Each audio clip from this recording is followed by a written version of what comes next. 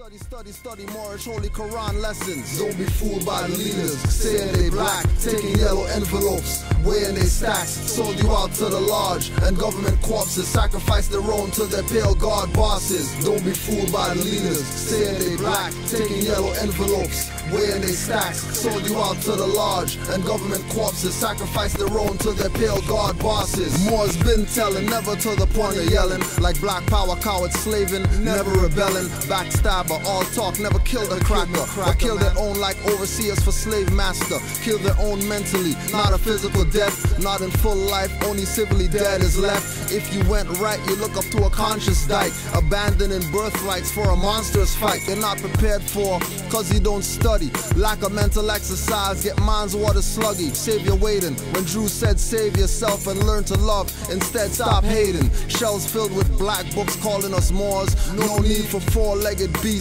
mauling us Moors, cause status sets the stage like a costume ball banquet, suffocate devils with a Baphomet blanket. More on my vessel, not anchor but anchor. We civilized sellouts will tell you we conquered and got everything handed down like a sofa, but Europe comes from a Moorish queen Europa, America comes from Morocco, not Vespucci. Egypt is America in Illuminati movies. Bruce Almighty used Morgan Freeman as God to prove black can't be, so stop living a fraud. Wake up, can't you see your own sold you out? Wake up, can't you see your own sold you out? Wake up, can't you see your own sold you out?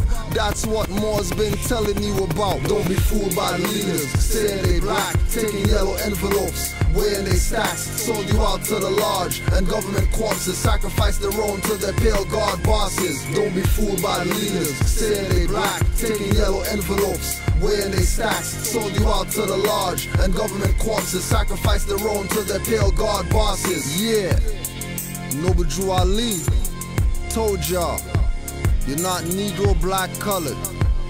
So anybody selling you that, know that they're selling y'all out. Anybody selling you that, know that they're selling you out. Kia, what up?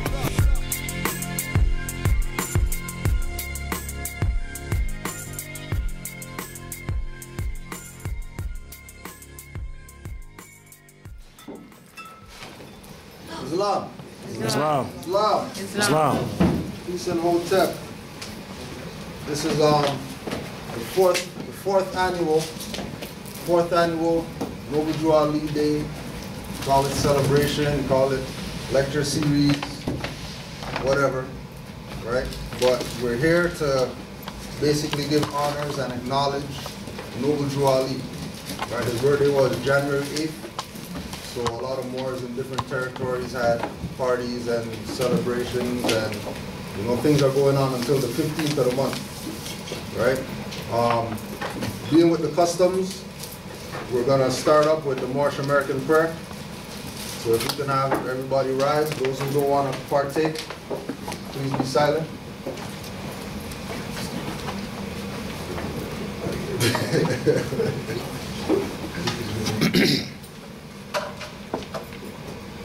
Five on the left, two on the right. Allah, the Father of the universe. Allah, the Father of the universe. Father of love. Father of love. Truth. Peace. Freedom. And justice. Allah is my protector. Allah is my protector. My guide. And my salvation. By night. And by day. His holy prophet. Noble Drew Ali. Islam.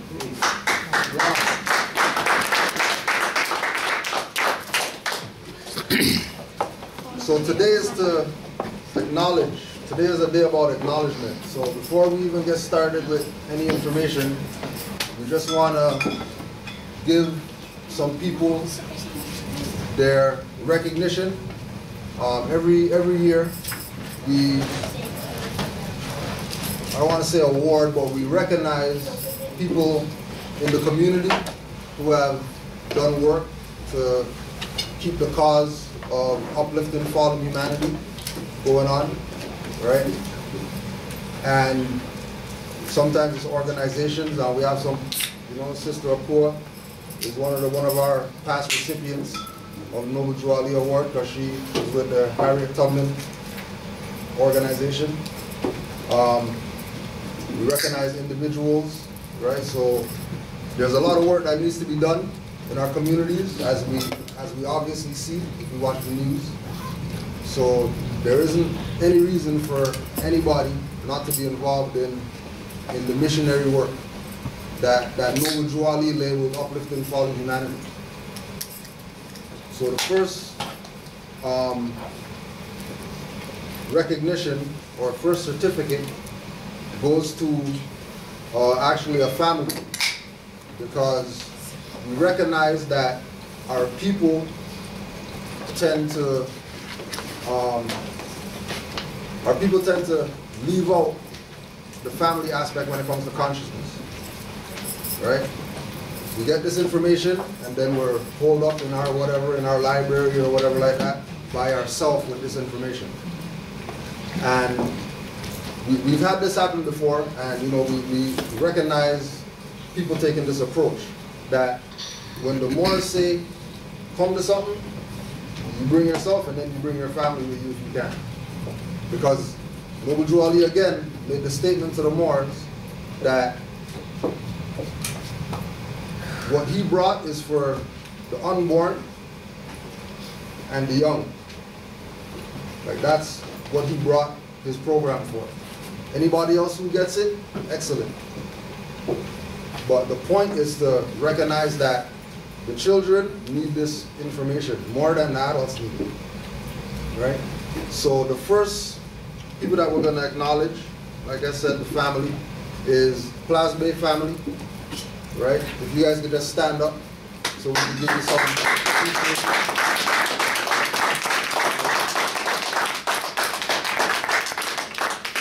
And again, the recognition is based on them taking the initiative to bring their family into the movement, not just come as an individual. So we got something for you later. We just wanted to give you your props. All right, it's long. Next on the list for acknowledgement, the brother's been in the temple for a little while, and in the Moorish movement, we judge people by their works. That's why there's certain vendors here. You have everybody vending here. There's certain people here. And the people who are vending here are people that took the initiative to call to find out about vending. Because we don't call people and say, come vend. We put it out there that this is what we're doing. If you want to get down with it, call and we'll give you a table. So when you see that there's only, you know, this is what we're dealing with, right? And I know Amari sent out emails, and I know SetenRa put the word out, right? I put the word out, but you know, we're acknowledging that it's about your worth. If you're not physically doing anything to assist our people in getting out of this madness that they're in, you're not doing anything.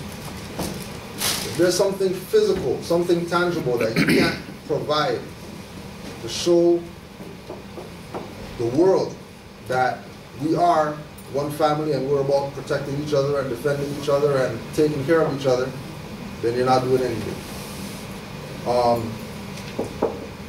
This individual goes over and beyond to make sure that he shows some support. Even if it's a little bit, even if it's 2%. You know, his 2% is better than somebody's 0%. You know? So the next recipient we want to acknowledge is Brother Omar Sharif El Bey. You can just speak on this. And again, right, we got something for you later. Right? Again, it's just about acknowledging individuals who are putting in work. Right? And keep in mind that the Moorish Science Temple of America is a lawfully chartered organization.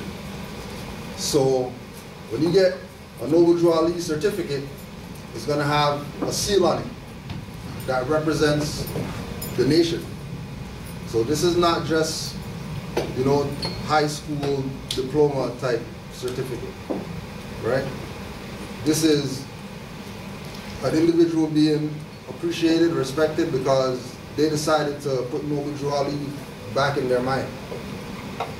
when so many people are trying to get Noble Drew Ali out your mind, which is where we're going to be going right now.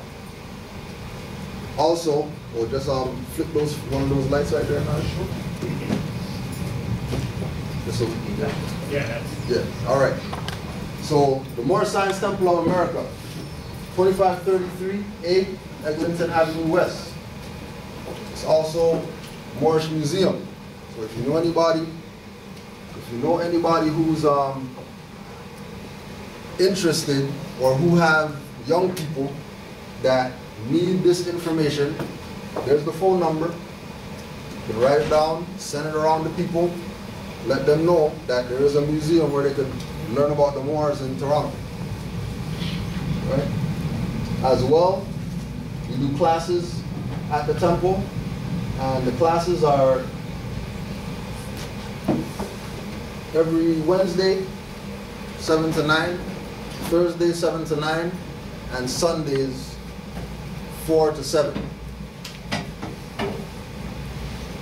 Where we're going now is to keep in mind that Chicago, or Illinois, Nebraska, Washington, North Carolina, Maryland, Virginia, Arkansas, New Jersey, and a few other states, mayors put out proclamations recognizing Noble Drew Ali as the founder of bringing back this concept of nationality and birthrights to the so-called Negro, black, colored people.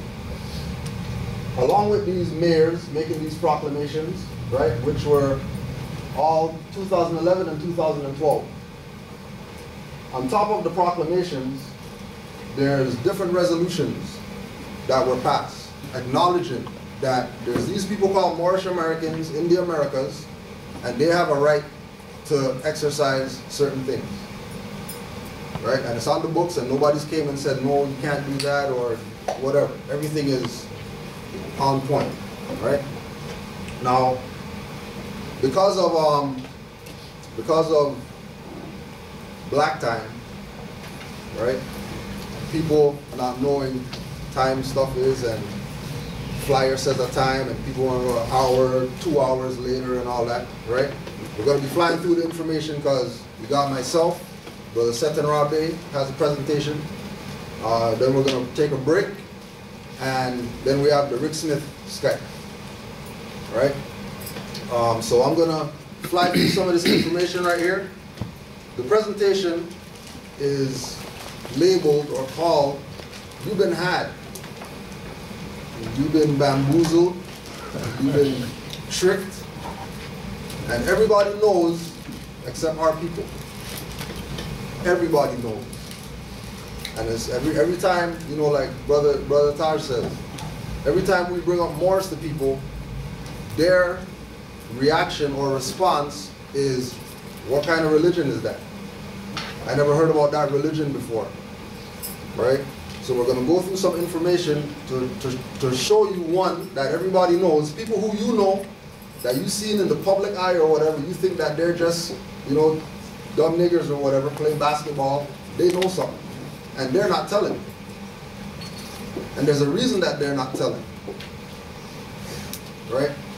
Because the status quo is to keep Negro, black, colored people, so-called, in that status. Negro, black, colored people, and African, and whatever else that we call ourselves, right? Before we do that, we're going to write down some books so you can get a better perspective about your relationship to Europeans. Because we have this misconception that Europeans have some superior position in the world. So there's a book by Robert C. Davis, Christian Slaves, Muslim Masters. And for people who don't know, whenever you hear Muslim, they're talking about Moors. They're not talking about people running around a square in Mecca. The Barbary Pirates, C.S. Forrester.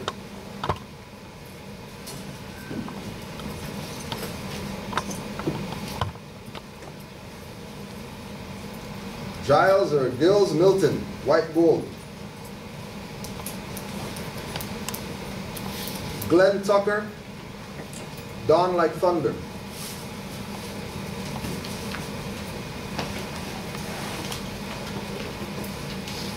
Joshua E. London, victory in Tripoli.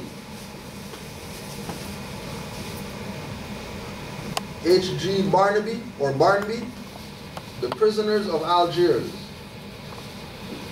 And all these books are books that are still accessible that you can get. Whether it's PDF, you can do a hunt for PDF online, or if you go to some bookstores. To the shores of Tripoli, A.B.C. Whipple. Decatur's bold and daring act. The Philadelphia in Tripoli. Mark Lardis.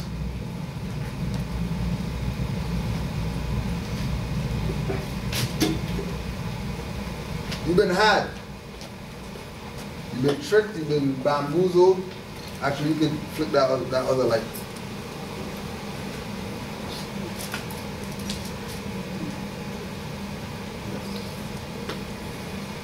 Everybody knows who this is. Muhammad Ali. All right. Who was Muhammad Ali before he was Muhammad Ali? Cassius Clay. Oh, that's him? Right? What the Nation of Islam did is nationalize him. Same thing that Noble Drew Ali taught the Moors to do. But NOI is not going to tell you like that. That's why his name's Ali. Because Ali is a Moorish title of nobility. And Elijah Muhammad was a member of the Moorish Science Temple. Right? Dr. Malachi York, ZL. This is at his trial. Everybody said he touched girls or whatever like that, touched children. All those people came back, recanted their statement, and they still arrested him. And they still locked him up. Why? Because every other time, before this trial, he was fronting. He was pretending to be something that he was not. That's why he's not in this picture at his trial wearing that black fez with the ankh on it that you see all these Nuwapians wearing, talking about that's Nuwapian headwear. Papa Malachi York's not wearing that at his trial if he's Nuwapian. And that's what he taught those people. He taught them black fez with the ankh on the front. If you go right down to Eglinton, they got a store, you'll see them wearing it. But Malachi York's wearing a blazing red fez just like you see the Moors in here wearing. Right? Everybody heard about Dead Prez before? Everybody knows Dead Prez? Yeah. Hip-hop group? Yeah, hip-hop group. Dead Prez has, let's say subordinate member, but a member that's not talked about too much named Mike Flo. Mike Flo's new album called Prince of Power has him on the cover wearing a purple fez. Right? But they talk all that black power though. And Africanism and all that. But Mike Flo is wearing a purple fez on his album cover. Been had, everybody knows and they're telling you. You don't want to buy it. All right. Secret Squirrel. Secret Squirrel with his sidekick, Morocco Mole. And Morocco Mole is wearing a blazing red fez, nothing on it. You know, he got his tassel and all that. And when you go watch the cartoon, because all of them are on YouTube, Morocco Mole is the one who solves all the crimes of Secret Squirrel. And Secret Squirrel is a dumb cat, thinks that he's a detective. Right? Top corner. Another Nation of Islam member, Farrakhan, with Gaddafi. The reason why he's up there with a picture of Gaddafi, one, because Gaddafi's wearing his red fez in this picture, so Farrakhan knows what's up, don't let him fool you. And secondly, Jeff Fort is doing hundreds of years in Supermax prison for having relations with Gaddafi. How come Farrakhan's still out here on the street or whatever? How come Farrakhan's not doing no time in Supermax prison? Because he knows something that you don't know. And he's not telling you. Middle picture. This is the Miami Heat, world champions, NBA slaves, at Chris Bosh's Moroccan-themed birthday party. Not African-themed birthday party, not black-themed birthday party. Moroccan-themed birthday party. They had elephants, all that. And then there's Miami Heat players. There's Ray Allen right there wearing his fez, right? Letting you know that they know. Everybody knows. This right here is from a website called lauder.com. That's a Masonic website.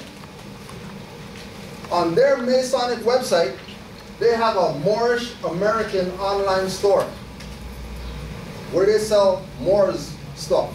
Not Mason stuff, Moor stuff. Fezzes, flags, pins, buttons, books, whatever. Right? Letting you know that they know. There's not no new world order of Europeans taking over the planet. The new world order is us waking up to the fact that we're not black people and we're not white people. The new world order is us waking up to the fact that we are not black people. The system will fall tomorrow if we stop calling ourselves black. Islam. Just doing that. If we just stop calling ourselves black, the system will fall tomorrow. At least half the system will fall. Because half the system is built on us being called those titles that aren't really who we are.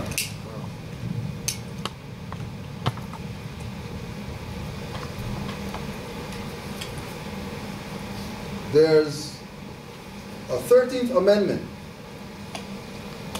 with 20 sections. And it's said that during the War of 1812, the document of the 13th Amendment was supposedly destroyed when they burned the White House down. Right? And then all of a sudden, you know, people are waking up, doing their research or whatever like that, and the 13th Amendment with the 20 sections got revealed. In the 13th Amendment, Section 12, it states, for the record, and I quote, and it still stands today, "The traffic in slaves with Africa is hereby forever prohibited on pain of death and forfeiture of all rights and property of persons engaged therein." So anybody involved in slave trade should be put to death and all their property stolen or taken.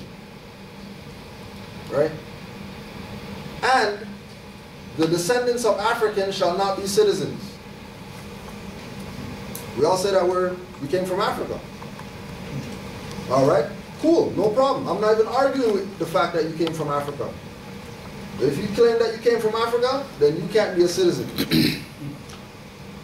Period. So if you can't be a citizen, then what are you? Is the next logical question. And the reason why you can't be a citizen because you're indigenous to the land. You didn't come from any Africa. You've been in this land. Noble Juali says 50,000 years. If you ask little tribes of Indians, they'll tell you longer than that there were people in this land. But not only that, Section 17, Congress may assist free persons of African descent to emigrate and colonize Africa. There's your reparations. All the people who are crying for reparations. They outlined your reparations in Section 17 of the 13th Amendment with 20 sections, where they said Congress may assist free persons. So if you're free, that means you've been taken out of slavery, or you were never enslaved. Free persons of African descent. So Congress may assist free persons of African descent to basically go back to Africa. Has anybody known of anybody in the 400, 600 years or whatever of slavery that has gone to Congress to tell Congress to do their job, what they said they're supposed to do in the supreme law of the land, which is assist these people of African descent to emigrate and colonize Africa? No, they haven't. Somebody's gaming our people. And the person who's gaming our people is ourselves. Because we don't want to get it. Noble Ali came, told the people, you're not Negro, black, colored, or Ethiopian. And it is earnestly hoped that the Moorish Science Temple of America will not in any way be confused with any Back to Africa movement. Because we don't play that Back to Africa crap. We don't play that. Our people that are in this land are Aboriginal and indigenous to this land. You don't have to go back to anywhere. Because under the ocean, all the land's connected. Under the ocean, all the land's connected. So you don't have to go back anywhere. We're in Africa right now. And the people who are in Africa right now, they're in America. And they're also in Asia. And we're also in Asia. Because one landmass. And that's the New World Order that they're scared about. All of us recognizing that we're one people on one landmass, still today. You don't need pictures of Pangea to say it's one landmass. If all these continents are floating around in these oceans, obviously they're connected to something.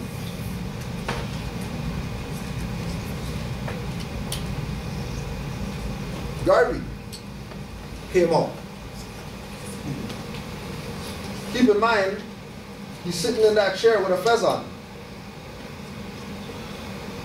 That some people will lie to you, tell you that's a graduation cap. It's not a graduation cap, it's a fez. There's a tassel right there, just like we got tassels on our fez. And he's telling you, picture says 1,000 words, so he's telling you everything right now in this picture right here. But nobody makes any connection with Marcus Garvey to the Moors. Right? If that doesn't convince you that he was talking about government, right? He was talking about nationhood. He wasn't talking about some cultism or clubism. He wasn't talking about going back to Africa with the Black Star Liner. He was talking about getting the Moorish fleets going on again, so we can do trade. Who's taking these people back to Africa to do what over there? Ask all those Ras who went to Shashamani. What's going on there? You guys going over there with some tractors or something to build something, or you going over there just to sit down there and say you're back on the continent? Are you really going back there with ships of tractors to go build something over there? Or are you just going over there to make yourself look like you're doing something?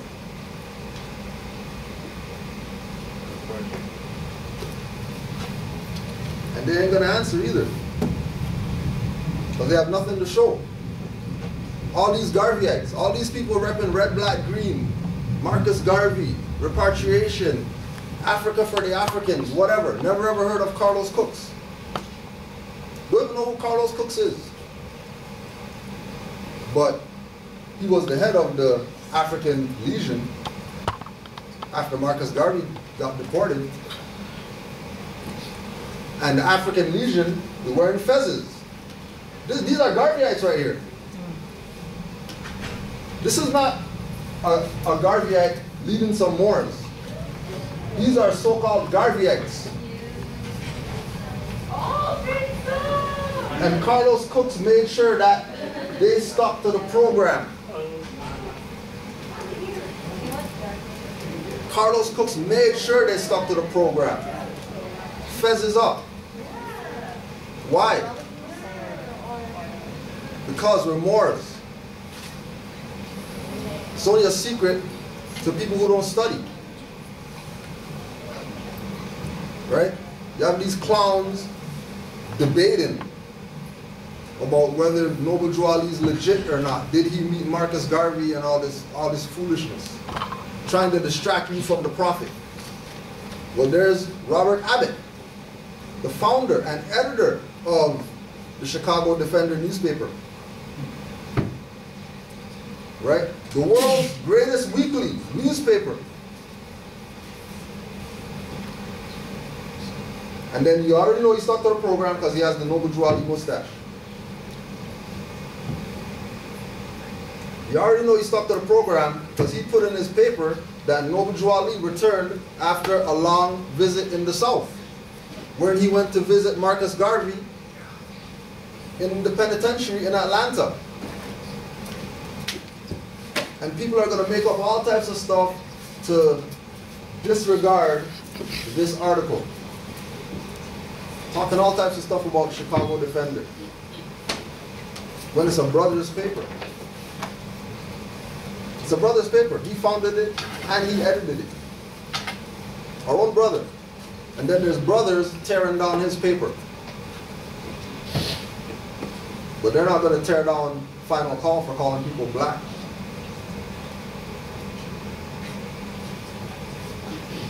They're not going to tear down Final Call for calling people black. Slave label.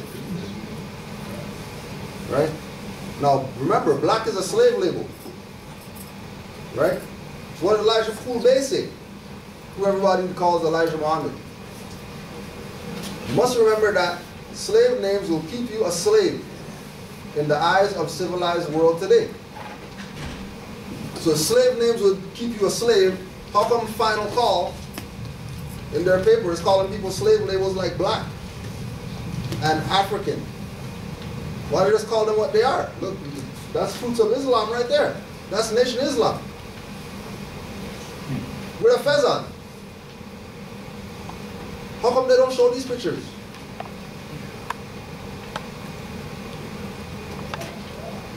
It's only our own people that are playing us. And it's mainly the people at the top.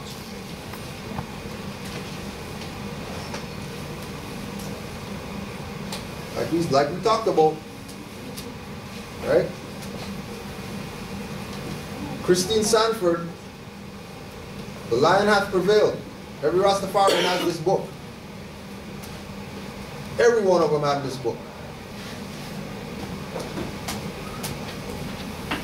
She states in her book, the young de Jasmine found himself sent to further his education. So he had an education already. And he was sent to further his education.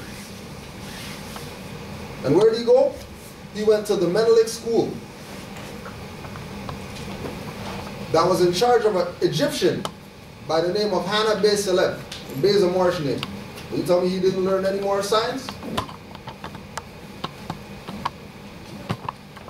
The principal of his school, his name was Bey. That's why in the literature, with regard to His Imperial Majesty, they'll call him Black Ark Sovereign.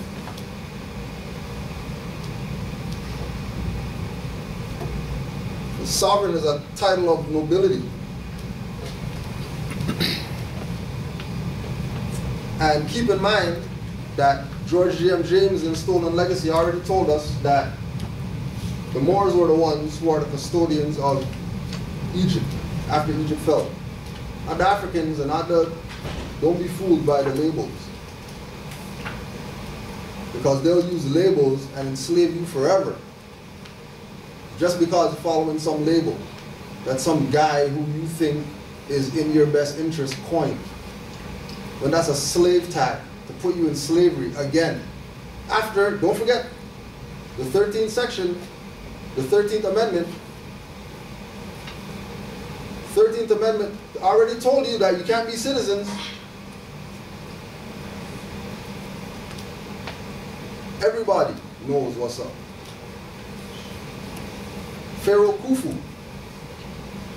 It's Pharaoh of Egypt. Sitting there with his hand on the chest, just like what the Moors do, with a fez on. Telling the world in stone, Islam, with a fez. And you have all these people talk about chematology or whatever. When that's a fez right there. In stone, in Kemet.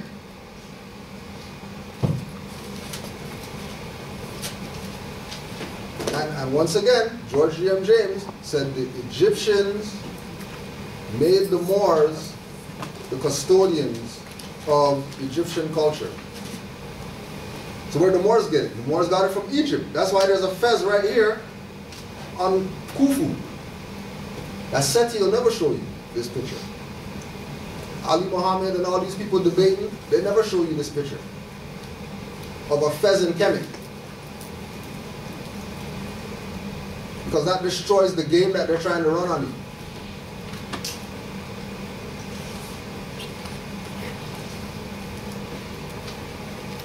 Moors in the Isle of Man, who summoned the courts for the several sheddings, are the Lord Bailiffs, called by that name, and every Moor has the like office with our bailiff of 100.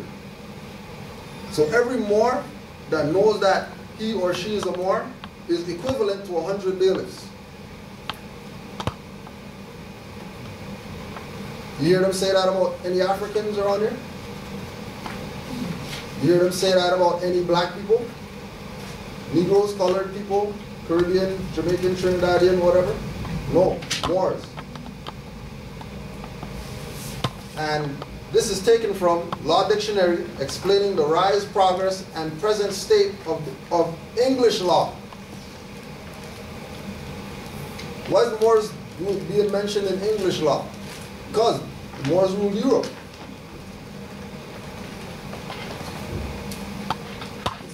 Islam. Barley. Yo, you guys are right out there. Negro law of South Carolina. The status of the Negro, his rights, and disabilities. The term Negro is confined to slave Africans. So all these people who say that they're slaves that came from Africa, you're saying that you're a Negro to the world. All these people that say that they're slaves from Africa, you're saying that you're a Negro. Because the Negro law of South Carolina is letting you know that the term Negro is confined to slaves Africans and their descendants.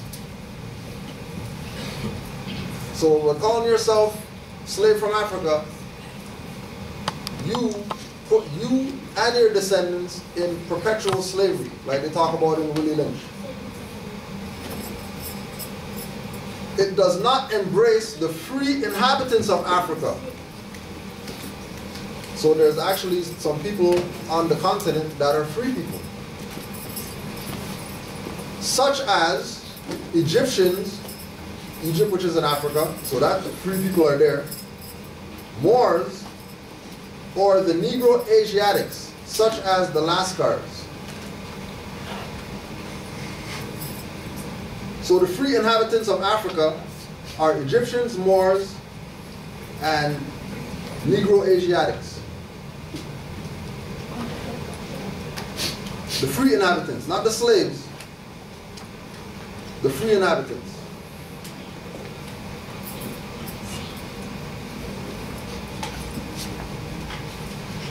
Afeni Shakur, May 13th, 1971. Longest political trial in New York history. 21 New York Panthers acquitted of all charges in 45 minutes of jury deliberation. Afeni Shakur defended herself in court during a bomb conspiracy trial and was acquitted of 156 counts. The key to this is that she defended herself in court. Only Moors do that. Everybody else gets a lawyer if they go to court. Understand what I'm saying? When Moors go to court, they don't hire a lawyer. Everybody else does. Afeni Shakur didn't have a lawyer because she was on the science. That's the only reason that you wouldn't have a lawyer, because you know how to stand for the law. There's no other reason that she wouldn't have a lawyer. And beat 156 counts against her and the Black Panthers, who we already know that everybody was against and they should have threw them under the bus with their 156 charges. But it didn't happen. Why? Because people know stuff and they're not telling. Everybody knows Frederick Douglass, right? Yep. Everybody's familiar with him, right? Yeah. Okay. How come they don't tell you that Frederick Douglass worked in the local shipyards, earning a wage that was not given to him but to his master? His first step to freedom was to borrow the identity papers of a freed slave. This is in the history of Frederick Douglass, that he had Moorish paperwork. Because a free slave is a Moor. So Frederick Douglass, pioneer of all this black African crap that you guys hear people talk about, he used freedom papers to get out of slavery. He used freedom papers. He didn't use go kill crackers and all that. He used freedom papers. People know and they're not telling. The McClellan family crest, European family, stabbing you through your brain. Because you want to play niggers. So they take everything that belongs to you and rape you with your own stuff. Because obviously our people don't want it. Obviously our people have no intention of wanting to be free. Keep in mind, right? Keep in mind, this is a European family name with a Moor on their crest.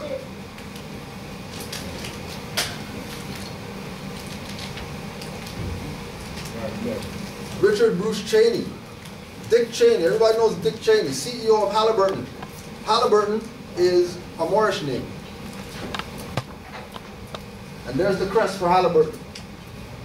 A Moor with a helmet on their family crest. This is also the name for Stuart, or the crest for Stuart, Buckworth, Bownell, Halliburton, and Soame. And Halliburton has many different, Halliburton, Halliburton, all of them use the same Moor on their crest. Gaming us. Blackamoor Tavern, Lancaster, England. The Blackamoor Tavern.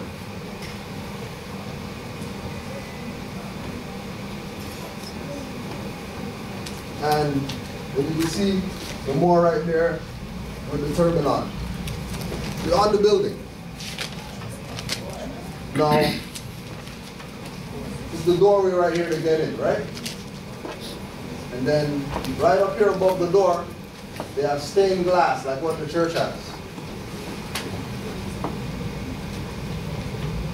This is what's on the stained glass. To go into a tavern,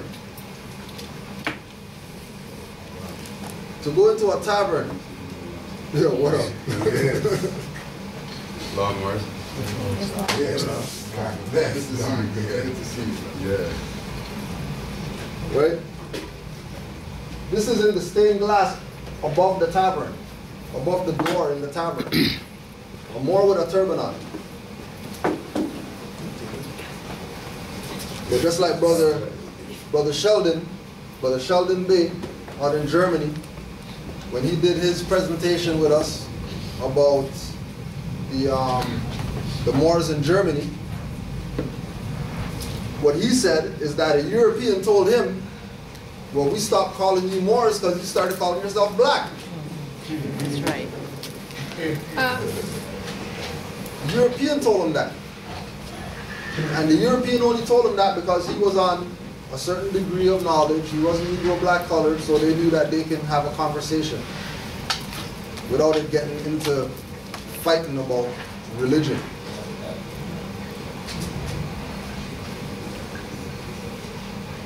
Right, there's another shot of the tavern.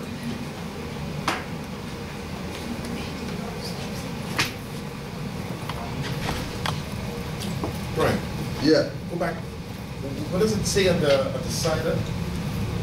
Does it say head? Yeah, Blackamoor Head. Okay. That's the same tavern? Yeah, the same tavern. Okay. So the side that we saw was this side with the door. And this is another angle of it. And then that side has the Moor with the turban on. Yeah, this side right here. And this is in England. Yeah.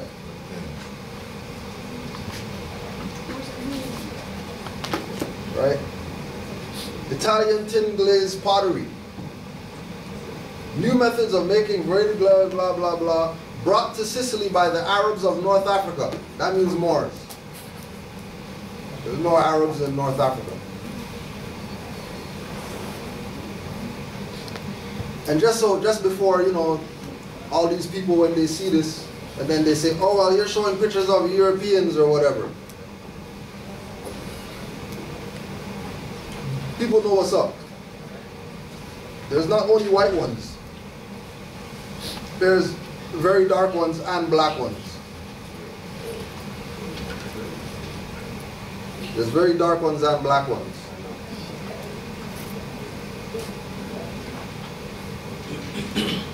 Right? And like this picture here is a crop of about 6 shells of these that they're just selling.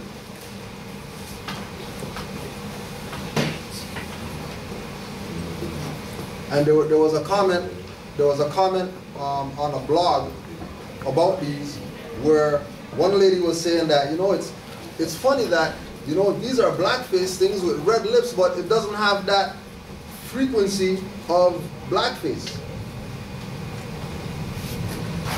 This is actually something that's really well put together and, you know, and appreciated.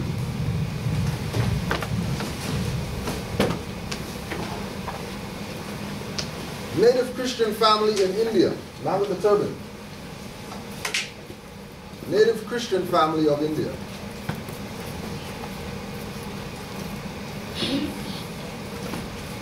And then the second picture, a Mayan city called Xultun. How do you pronounce that?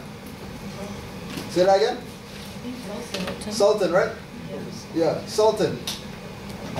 You ever heard the title Sultan before? You think that came from some Arabs over there? Because indigenous people trump Arab people. So the term Sultan is indigenous.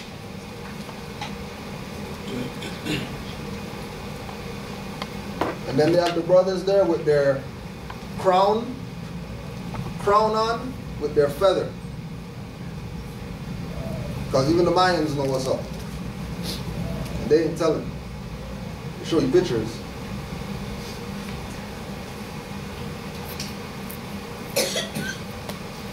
Just for people who maybe never saw this, think that Barack Obama's on some new world order or whatever, but he's coming out the White House with a Moroccan flag.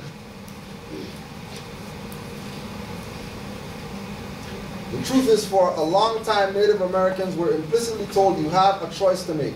Either abandon your heritage or accept a lesser lot in life. We know this is a false choice. To accept it is to believe we can't and won't do better.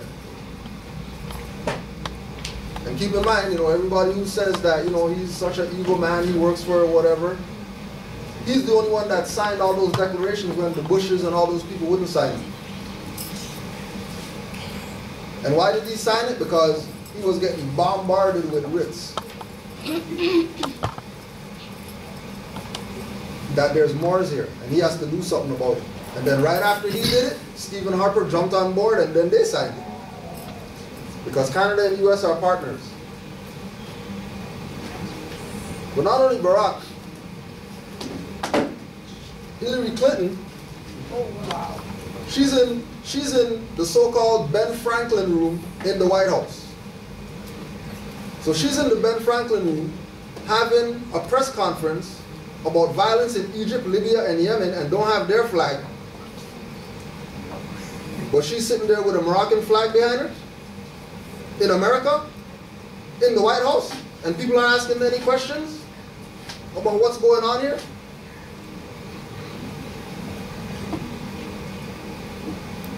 These people know what's going on. They know what's up. They've been telling you.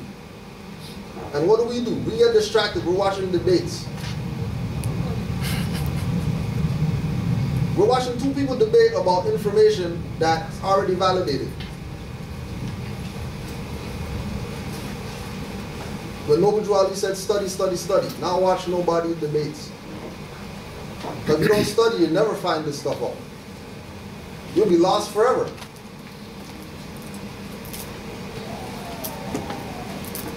Not only that, for all those people who, they come from West Africa and the slave ships and all that, here's Barack Obama in Ghana. In 2009. And he's there with a Ghanaian with a red fez on. For all those people who say that fez comes from the Turks and crap like that. This is Ghana. Where a brother's wearing a red fez in Ghana, and they're not treating him like he has the plague and running away from him or whatever. Matter of fact, a lot of these so-called people who say that they're African slaves, they say that they come from this place right here. So why don't they accept their culture of the red fez? Plainly. The Bhuti tribe in Pakistan, a tribe of albinos that are redheads. So don't think that you're seeing some redhead, you're from Europe, if you see somebody that looks like that. It just might be one of your brothers and sisters from India. Don't burn your bridges, because you're going to have to come back and cross them. The culture of Sri Lankan Moors has been strongly shaped by Islam.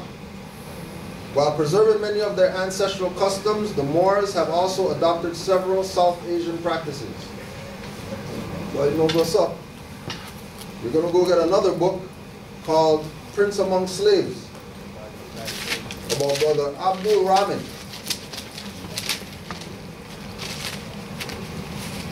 And you can just write his name down and just Google his name and see how much stuff comes up about this so-called quote-unquote prince among slaves that got freed from slavery.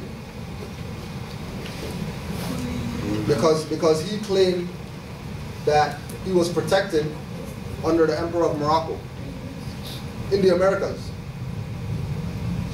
And he wasn't from here. How come he didn't go back to where he came from? Why did he stay here?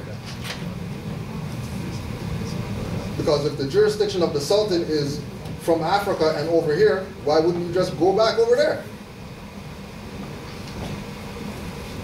Because not everybody came over here. Some people have been here.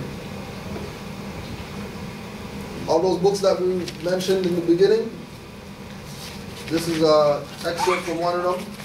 The Barbary Coast, which extends from Morocco through modern Libya, was home to a thriving man-catching industry about 1500 to 1800. That's during the same time as slavery.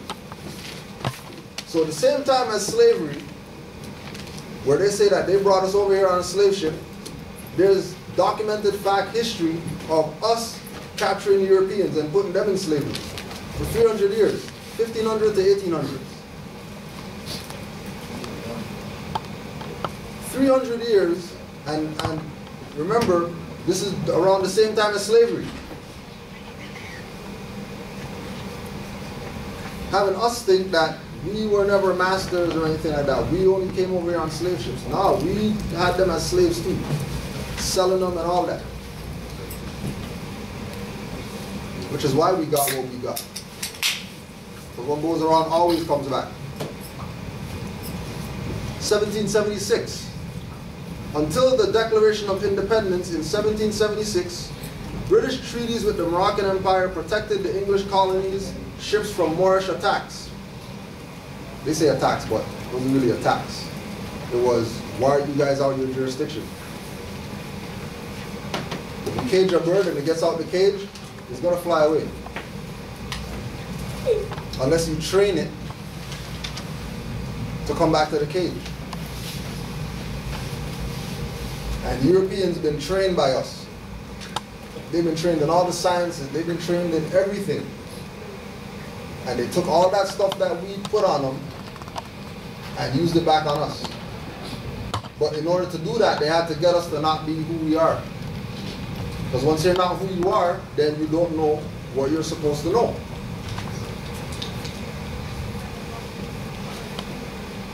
Again, the United States began making annual payments of up to $1 million to Moors for 15 years.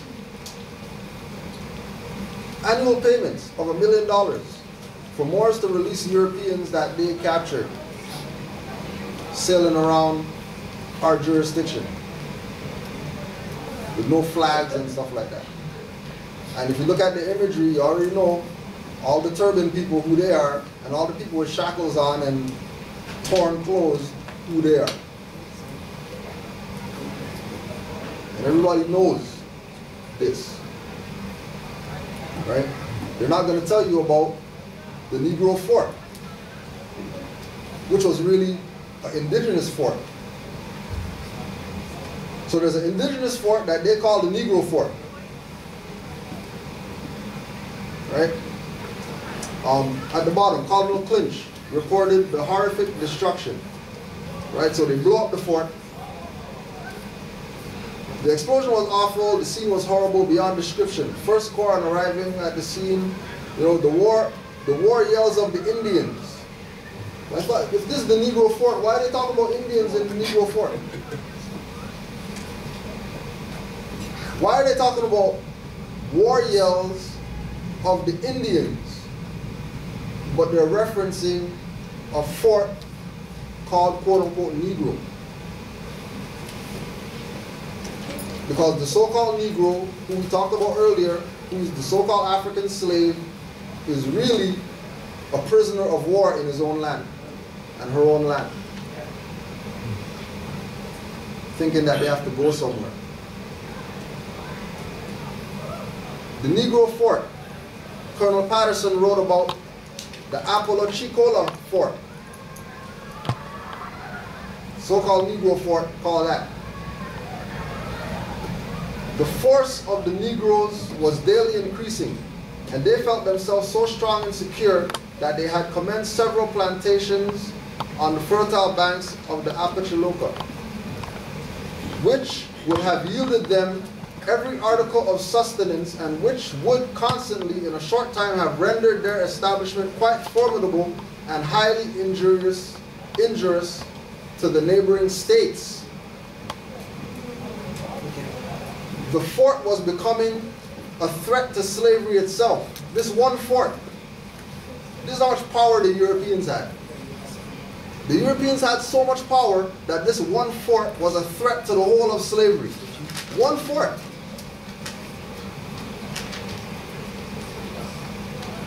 And keep in mind, the existence of the fort was known as Autonomous Free Black Community, which means that they weren't slaves, they weren't Negroes, if they were free blacks. And autonomous is having self-government, which is what Noble Drew Ali taught us and told us that we have the power to do if we want to do it. But nationality is the order of the day before you make any claim out there that you come from anywhere. or that you're claiming any type of property or land or whatever. Keep in mind as well, during the time of slavery, sundry free Moors. And the sundry free Moors put in a petition that if they get caught doing something wrong, they'll get tried under the supreme law of the land, not the Negro Act. Why would these people who are supposedly from Africa as slaves or whatever be in this land and not want to be tried under the Negro Act if they're Negroes? Why would they go out of their way to write a petition to the House of Representatives to make sure that if something happens to us, we don't get tried under the Negro Act? Try us under the supreme law of the land like every other citizen. Because they knew that if you claim to be an African slave, you're not a citizen. If you're not a citizen, no rights, no anything applies to you. Zero. Right? And Noble Juali let us know that our dominion extended from Africa across the Atlantic Ocean to the Caribbean islands and all of the Americas. So even if you're from Africa and you say that you come from there and that's where you come from and that's your lineage or whatever, you still have jurisdiction because all those places were under the Moroccan Empire. All those African countries were under the Moroccan Empire. So even as a slave from Africa, you come here, you could still say that you're a Moor. Showed you the Ghanaian with the fez on. Showed you Gaddafi with the fez on.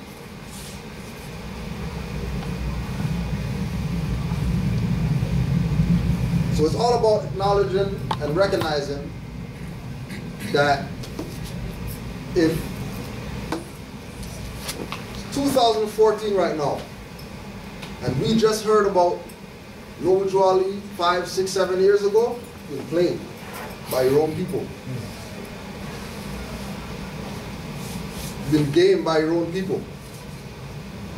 Been had, bamboozled, hoodwinked into thinking that you're something that you're not. And now that you claim that you're something that you're not, now you're getting abused and now you're complaining about that. When all you have to do, international community told you, Noble Juali told you, right? NOI, Rastafarians, Garvey, everybody, Malachi York, everybody told you that you're Moors. Everybody told you. And our deal is, are we going to take that position up? Or are we going to keep playing this game with these labels that we know for the past 600 years have done nothing for us? And people who are new here, when you see these fezzes around here, make sure you talk to these people with fezzes on, because they've done things in this so-called corporation, City of Toronto Corporation, right? They've done things here that made those people change policies, change the way that they do things with the public. But don't expect them to tell you. Like, we're telling you, they change policies. As soon as the Moor starts being active and we start exercising certain things, those people change how they deal with you. Right? So with that, I want to say thank you for your time. And we got maybe a 2-minute break. And then next up is Brother SetenRa Bey. And he's going to present some more information for you, you know, that is hopefully going to be enlightening and inspiring, so you can take your nationality and your birthright a little bit more serious than you've been taking it. Because we haven't taken it serious at all. It's time that we do that. Islam. The next lecture was SetenRa Bey. During Caravana, when Caravana time was here, I got a call from the brother that he's going to be coming down here. You know, he just wanted to see what the vibe of the temple is, because he's not coming here for no Caravana. He's coming here to check the Moors, right? So when we have individuals that are outside Canaanland, where so-called city of Toronto corporation does business, we're going to make sure that, you know, we give these people their time, because there's a lot of Moors out there that have information but don't really get the opportunity to put information up, right? For whatever reasons, right? The brother made it a duty to be here, right? Came from Philly to be amongst the brothers and sisters in Canaanland for Drew Ali Day. And that says a lot, so we want you to give him your attention, your time, and I'm sure he's got something for you. Brother SetenRa Bey.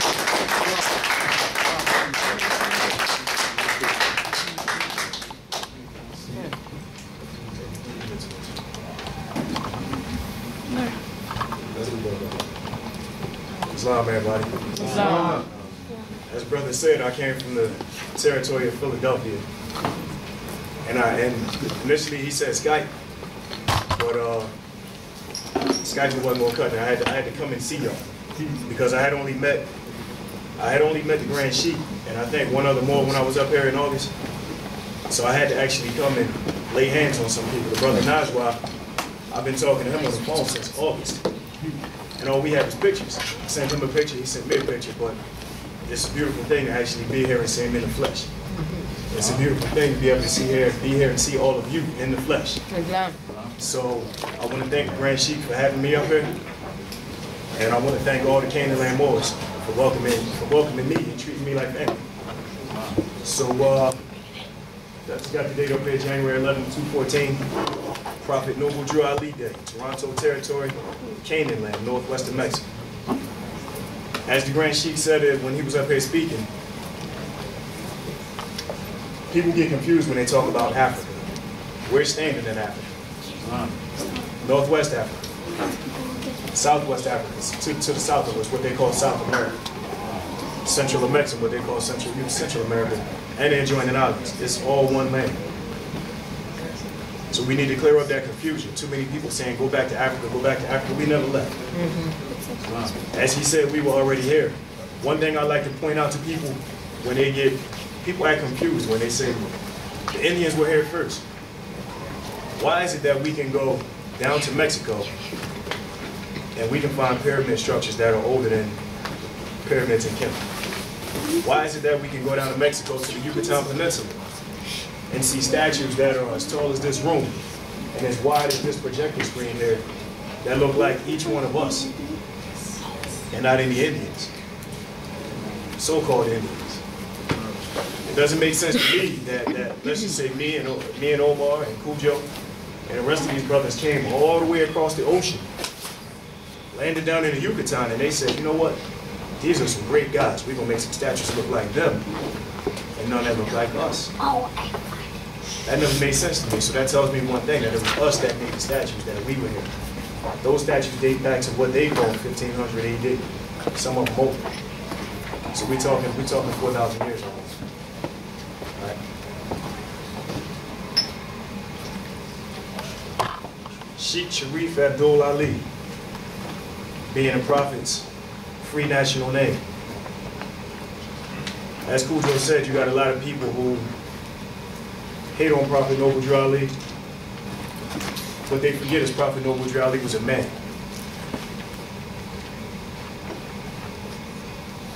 They forget that he breathed and lived just like everybody else.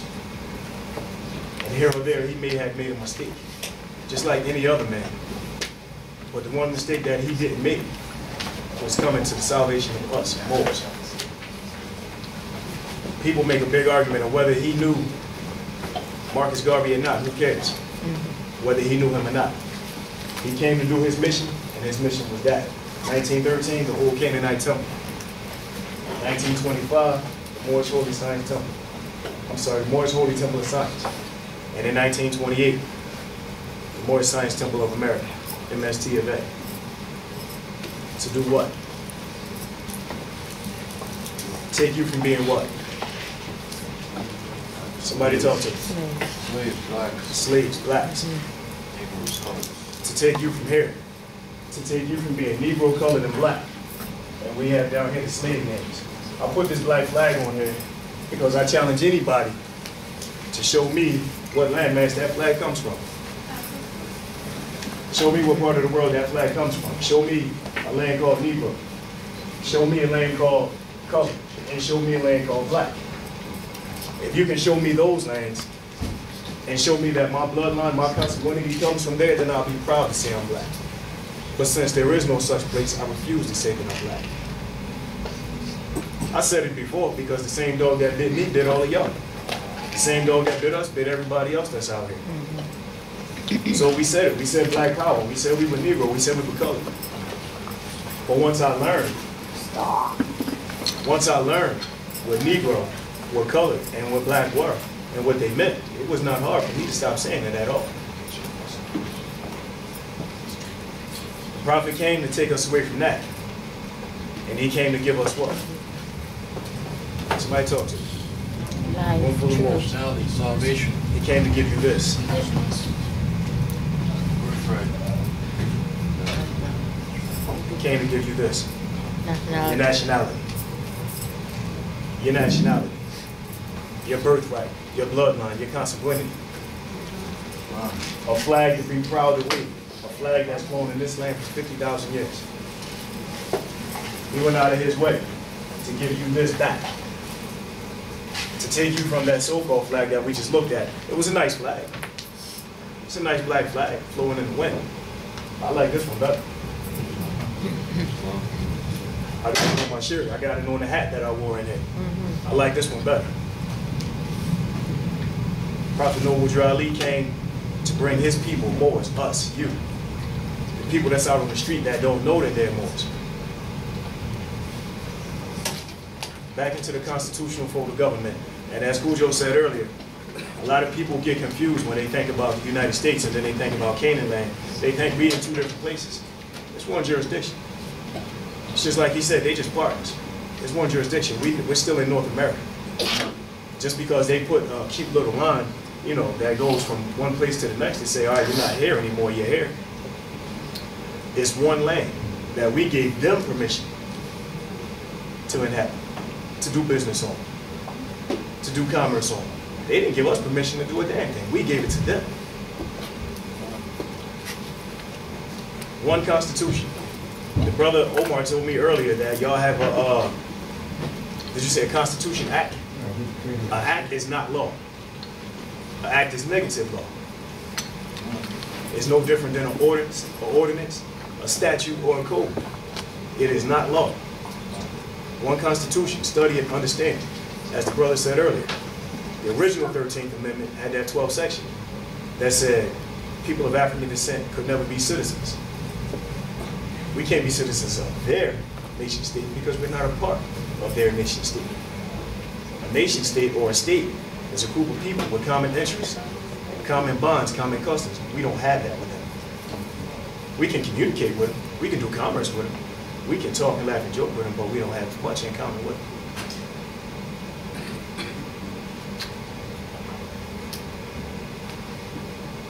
What is a constitution? A constitution is a body of a fundamental principle or established precedents according to which a state or other organizations acknowledge to be governed. There's one constitution for the Republic of North America. When I left Philadelphia and I flew up here, I never left North America. I'm still here. All I did was came a little further north. The example I like to use for people who get twisted about America is this. I live in Philadelphia, but most major cities are set up the same. I'm sure Toronto is the same. I'm sure Toronto has an east side. I'm sure there's a west side. I'm sure there's a northeast, northwest, however you want to put it, it's still Toronto. The same thing in Philadelphia. The same thing in America. The Only reason it's not one landmass anymore is because the Europeans put the Panama Canal in, so they can regulate commerce. One land, one constitution.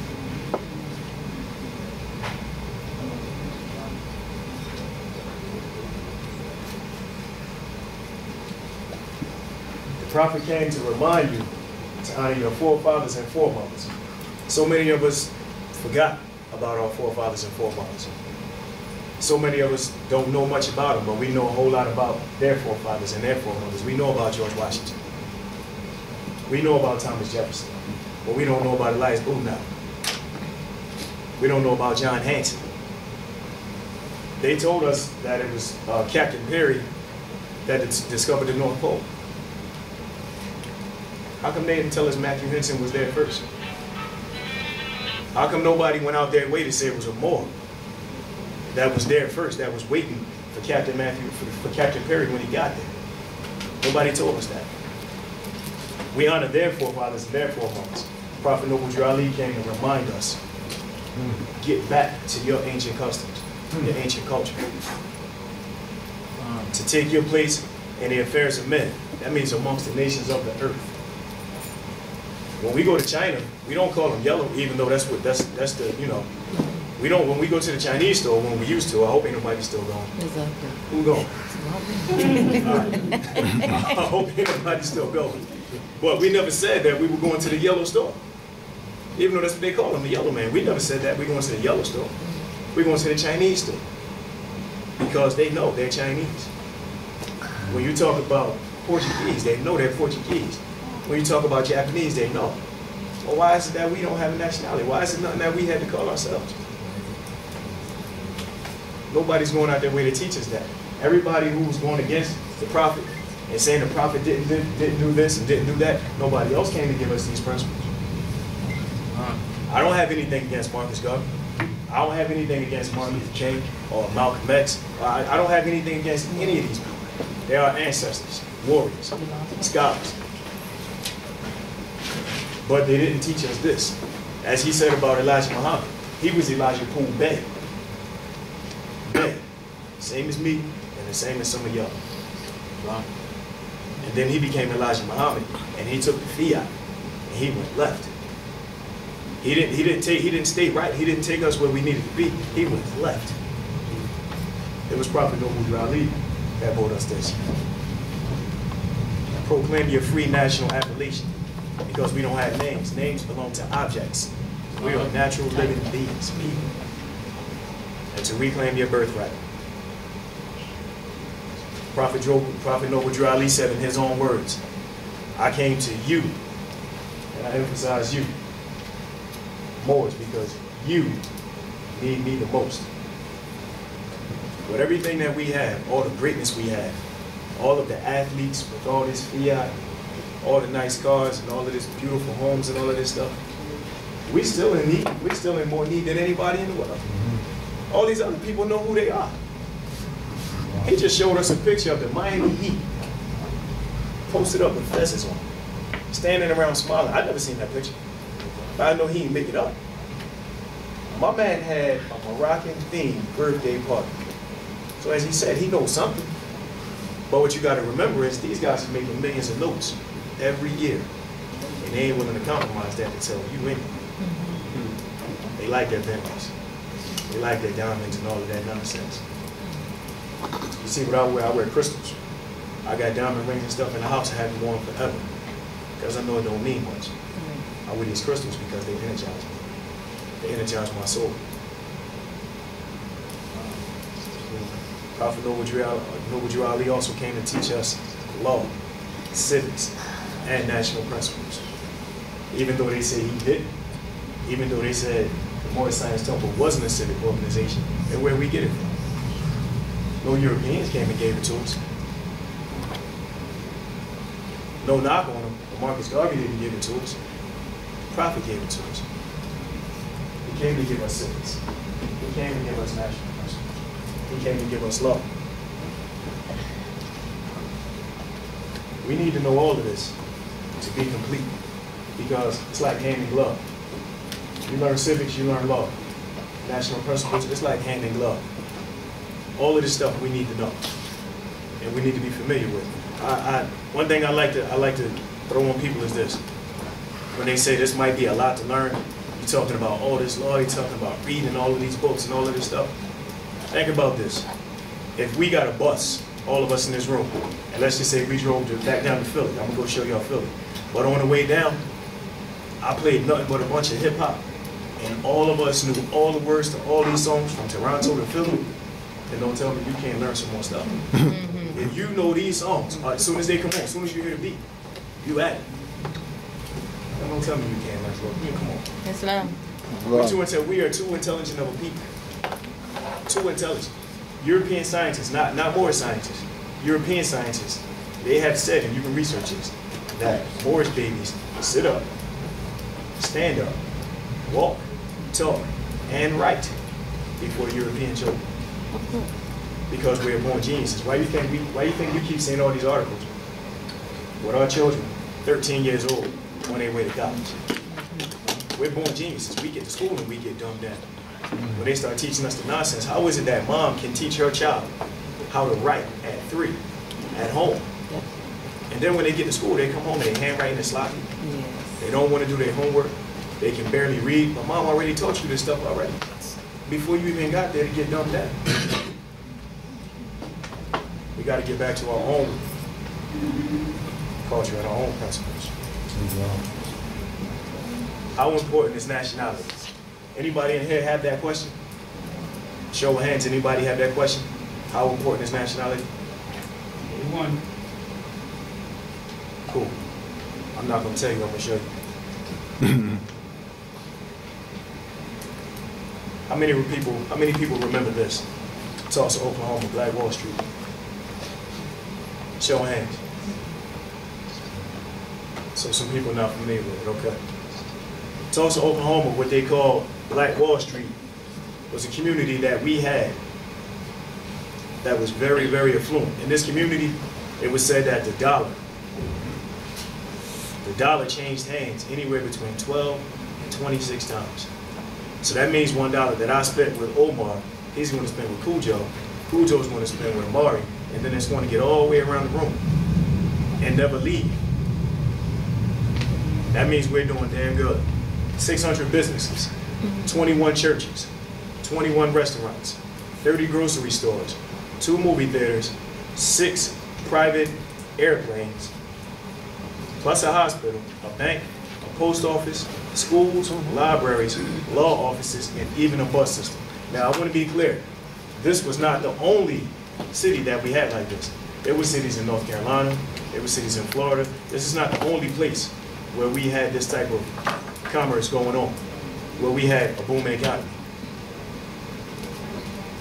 In 1921, Tulsa, Oklahoma was known as the oil capital of the world.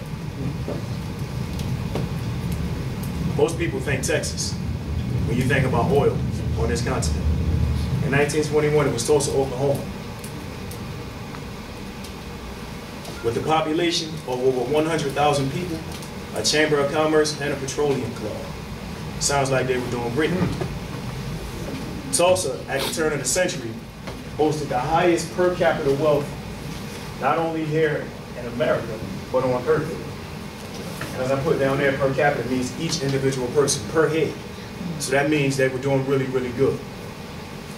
Now, I'm not talking about Europeans. I'm talking about Moors. Y'all saw the picture I showed you. All right, I'm talking about a community we had. So in 1921, what else was going on in Tulsa, Oklahoma? You had a bunch of Europeans who just came back from World War I, who were not doing good as the Moors in Tulsa. They came back, they couldn't find jobs. They didn't have food to feed their families. They didn't have the finance. And we got to look across town and we got to see these Negroes, these coloreds, these blacks, these niggers with pianos in their houses, with new cars, with tailor-made suits. They own schools, they're learning better than my kids are learning. They ain't like that. Obviously, they don't like it now. You try to homeschool your child, they'll give you hell. So what else was going on in 1921? Tulsa, Oklahoma. You had the reinvention of the Ku Klux Klan because the Klan had disappeared. It was this movie here. Any of y'all ever saw this movie? The Birth of a Nation? Anybody? Show of hands. All right, 2 people. So what I'm gonna do is I'm gonna get the DVD to Kudjo, and he can make some copies because you need to see it. This is a movie that showed the Europeans taking the land from you and having a hell of a celebration, a grand celebration. And at the end of the movie, you see the Ku Klux Klan running around with their little outfits on that they stole from us. And what happened? The rebirth of the Ku Klux Klan. Tulsa, Oklahoma had over 3,000 card-carrying Klansmen. So when they go across town and they see all these Negroes and colors and blacks with all these nice cars, with all these big, beautiful homes, pianos, I don't have a piano, they got fine silverware, and all of this stuff that we were doing amongst each other and not going to them for anything. Pissed them off. So, let's take a peek. For all y'all who don't know about Black Wall Street, I won't explain it, but this is a picture of the area that was called Greenwood, Archer, and Pine. Y'all might have heard of that before from the Gap Band. That's what the GAP and the Gap Band stands for, Greenwood, Archer, and Pine. They're from Tulsa, Oklahoma. That's a picture of some of the aftermath after what we're about to talk about. May 30th, 1921. You got a young brother named Dick Rowland, 19 years old, and he's on his way to work. He's what they call a boot black or a shoe shine boy. Dick Rowland needs to use the restroom, and there's no restroom in the building where he's shining shoes. So he goes next door. As he goes next door, he needs to take the elevator because the restroom's on the top floor. He takes the elevator upstairs. There's a European female operator. And as he got on, supposedly he tripped and he touched her. She screams out assault. I probably don't got to tell y'all much about what happened next. The event, what would happen next would change his life and the lives of thousands forever. When he tripped and touched that girl in that elevator, and she screamed rape, they immediately arrested Dick Rowland, threw him in jail. The afternoon newspaper said, Negro boy assaults white female operator. And in Tulsa, Oklahoma, back in them days, there was nothing but lynchings. They said it was a lynching 1 per week back in Tulsa, Oklahoma in those days. It was not a crime for a European, the way they put it, white man, to do anything, not a lynching, not a beating, not any kind of murder or any kind of assault to a black man. Now y'all got to keep in mind that Negro, colored, and black are statuses, negative statuses in law. When you have these statuses, you're what you call civiliter mortuus. That means dead in the eyes of the law. On top of that,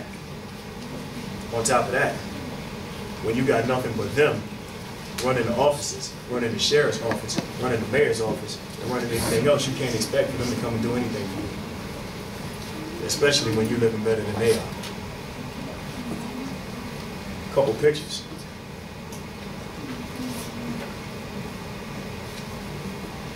That's some of the damage.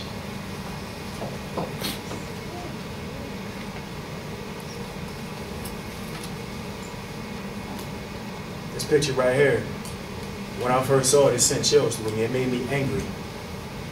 Because what happened after Dick Rowland got arrested was this.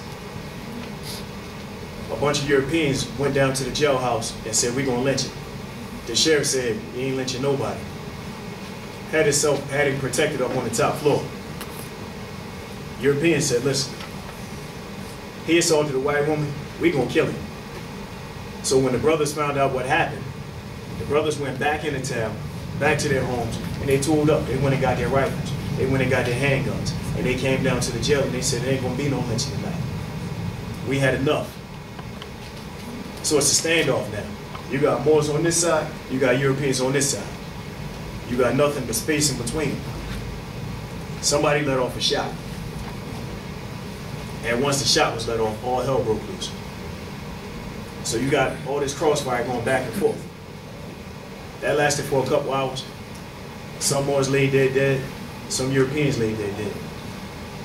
The next morning, at the sound of a whistle, a couple planes came across the sky and they started dropping bombs. That's when you got pictures like this, the smoke. They started dropping bombs. If I'm not mistaken, 2 airplanes. As people started running out of their houses, they were already set up with machine guns, with rifles, with shotguns and everything else. And they started mowing down our women and our children. Us too. But they started mowing down our women and our children. I don't know how y'all feel about it, but if I'm sleeping and somebody comes over top of me with a couple planes and drops some bombs in the area where I live, the community, the neighborhood, and then as soon as we come out and we start running, trying to find some shelter, they start opening fire. To me, that's war. That's an act of war. I don't think it's no amount of time a war should last. I don't think a war necessarily has to last 30 days. If somebody comes in here and wipes us out right now, that's war. It could last all of 30 seconds. In 12 hours time, the people in the area of Greenwood, Archer, and Pine lost 1,300 homes and businesses, over 4,000 people displaced, and who knows how many dead. They, from their story, from his story, not our story, from his story, supposedly it was somewhere between 15 and 100 people. But if it was a gunfight on June 1st that was going back and forth across the street, and then you woke up the next morning dropping bombs on our houses and opened fire from this way, from that way, from this way and that way, and not to mention, once they started opening fire and people started scattering, they started going in the houses, looting, taking whatever they could, because you remember I told you they didn't have much. Here we are with fine silverware. Here we are with China. Here we are with pianos, nice cars. They don't have anything. They grabbing and snatching everything they can, and then they burn the homes down. In my mind, this is an act of war. Anybody disagree? You got a question, bro? No, I didn't want to interrupt you. I'm just saying that. Was this status black people, or was it more? Were they Moors? Were they naturalized? Were they nationals? Or were they black? We'll get to it. The aftermath. After Black Wall Street, the immediate aftermath was this. You had over, as we said, over 4,000 homes and businesses destroyed. All these 4,000, 5,000 people displaced and put here and put there. When they came back, the insurance company said, we can't cover your loss. And it's also wrote up an ordinance, a statute, a code that said if you cannot rebuild a fireproof home, then you can't rebuild. Who the hell can build a fireproof home in 1921? Who can do that? I challenge anybody to do it now. The brick might not burn, but everything inside else will. I got a DVD one day. It was this. Before They Die. Now, it had this picture of these three survivors right here. It didn't have any of this, and it didn't have anything about Black Wall Street. I just got it because I never saw it. I said, I'll grab it. And when I got home and popped it on, come to find out, it's the aftermath of Black Wall Street. Now, I had already known about Black Wall Street. Pictures of survivors. This was in 2006. She's 102. This brother right here, at the time they did the documentary in 2006, he was 105. This brother right here, you can't see him too good, but at the time of the documentary, he was about 98. No problem. After more than 75 years, the survivors of this Holocaust were convinced to take their case to the tribunals in Tulsa to seek reparations for surviving one of the worst riots in history. They call it a riot, I call it a Holocaust. A massacre. When they got to Tulsa, Oklahoma, to the tribunals, they don't have courts, they have tribunals. They got there and they found out that they only had 2 years after the incident to file a case. So they told them, there ain't nothing we can do for you. Not a thing. So you got all these, you got these people that somebody built them up because none of them was going to court. None of them, they didn't even want to talk about it. Who would want to remember somebody coming in the house, kicking down the door, shooting your mother, shooting your father, taking everything you have, bro? Who would want to remember that? After over 100 failed attempts in court, in attempts to get reparations, I want y'all to keep this word in mind, reparations. That's a very, very important word. They were told that there was nothing that could be done. The time limit had ran out, and Tulsa, Oklahoma said, "I'll tell you what we'll do." I don't remember if it was bronze or copper, but they gave them medals that said 1921 riot survivor. If they would have gave me that medal, I'd have did the same thing Muhammad Ali did with his gold medal. I'd have threw it in the river. In front of them, I'd have threw it in the river. This word reparations. Reparations, compensation or enumeration required from a defeated nation as indemnity for damage or injury during war. Now, obviously, I highlighted nation, and the reason being, to answer your question, they were not a nation. They were colored. They were Negro. They were not a nation. So when they went to the Tulsa, to the tribunals in Tulsa, they turned them away. Over 100 attempts, and they turned them away. So what they did was this. They got in touch with this brother here. His name is Charles Ogletree. Charles Ogletree contacted Michael Hausfeld, so-called Jew, who went and got a bunch of reparations for some more so-called Jews for some Holocaust stuff. That didn't even take place here, it took place in Germany. And of course, y'all know Johnny Cochran.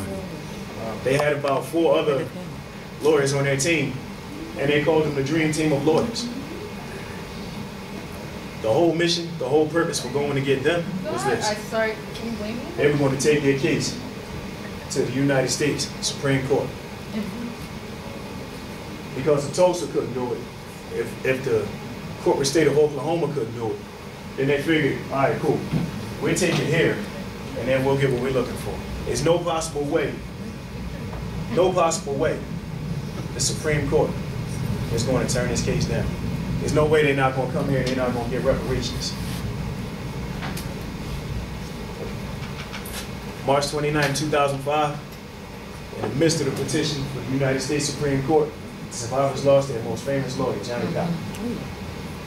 Now, the decision hadn't been made whether to take the case or not. Because the case hadn't been taken, they went to petition. They went to go and basically ask permission to plead their case when they should have had all the right in the world. But y'all gotta remember one thing. They were Negro, they were colored, and they were black. They didn't go as a nation.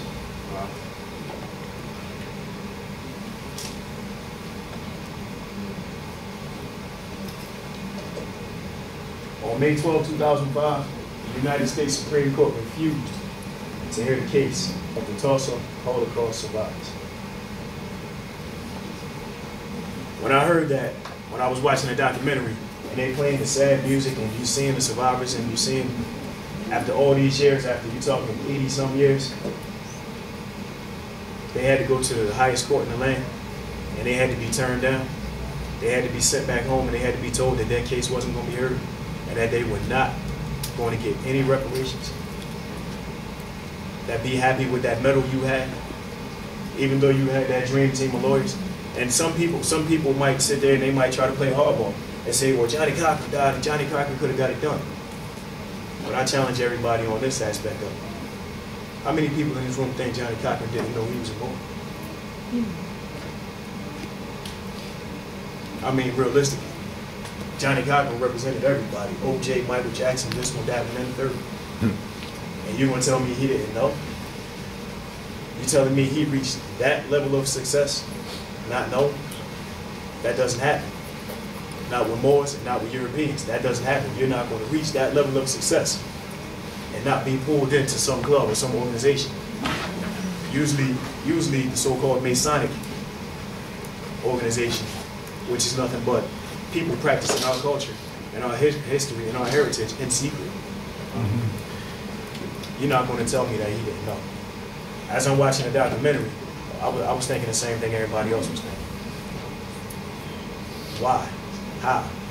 You telling me after all the videos, after all the pictures, after all the testimony, not only from Moors, but also testimony from Europeans, saying this is what happened. I was there, I remember. You telling me that they're not going to hear the case? So what I did was I did this. Put on my thinking cap. Wow. Put on my thinking cap. And I watched the documentary again. As soon as it went off, I messed around for a little while. The same day, I put it back on and I watched it again. And you know how sometimes you watch a movie or you know how you see something the next time that you didn't see the first time? Yes. This is what I didn't pay attention to the first time. The Alaskan land settlements of 1971. Now all this is in the documentary. They were awarded 1 million notes and 44 million acres. In 1980, 81 million notes to the Klamath of Oregon. 1985, 81 million notes to the Sioux of South Dakota. 1985, 105 million notes to the Seminoles of South Dakota. 1985, 31 million notes to the Chippewas of Wisconsin. All of now, just so we're clear, these are all who? I got a couple different. I got nations. I got what else? Moors. They're Moors and they're nations, but what I was looking for is Indians, because they subscribe to the title. They subscribe to the brand of Indian. Yeah. Yes. All this is, all that is shh. Right. It's more. It's more. 32 million to the Ottawas of Michigan. 2 million to Rosewood. And I put up here probably only because of the movie. But when we saw the movie, y'all saw the hell, y'all saw and 2 million notes, and they just gave somebody 180 something million. Black Wall Street, a letter, and a half-hearted apology. All of this fiat that they gave out, look at these numbers, y'all. 1 billion notes and 44 million acres in Alaska.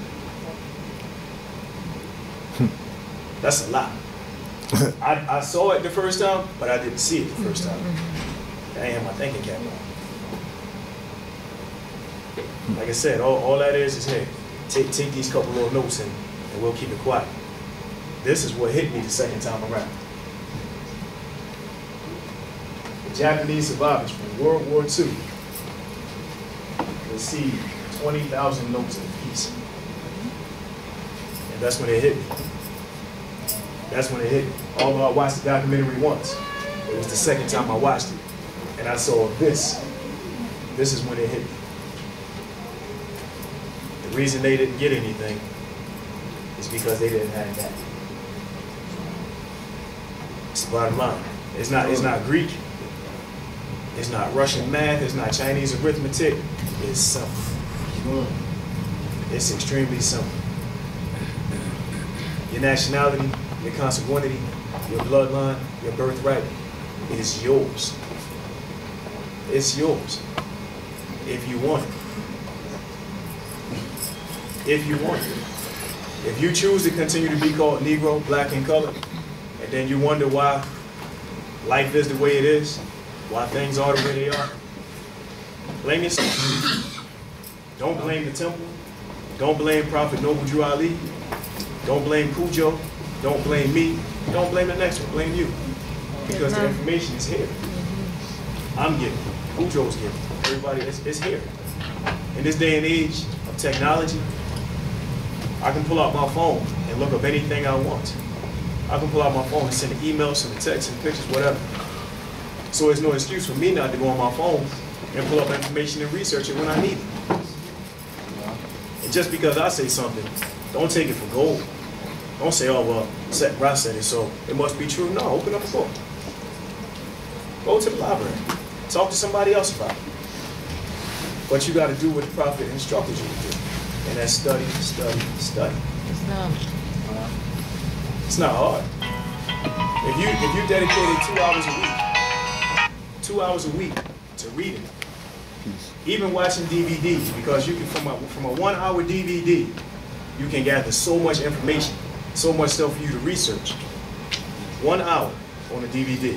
If you did that every week, by the end of the week, that's 52 hours of information that you absorb. Not coupling that with what you research, what you look up. Let's not take for granted our time. But even more important, let's not take for granted our brain. Me and my brother was talking last night, and also Najwa, about brain activity. I talked about that in the class in Philly a couple weeks ago. How many people in here, by show of hands, are right-handed? So that means what side of your brain is dominant? Mm-hmm. Your left. So vice versa. If you're left-handed, then your right brain is dominant. So supposedly, we only supposed to be using about 10% of our brain function and activity right now. 10%.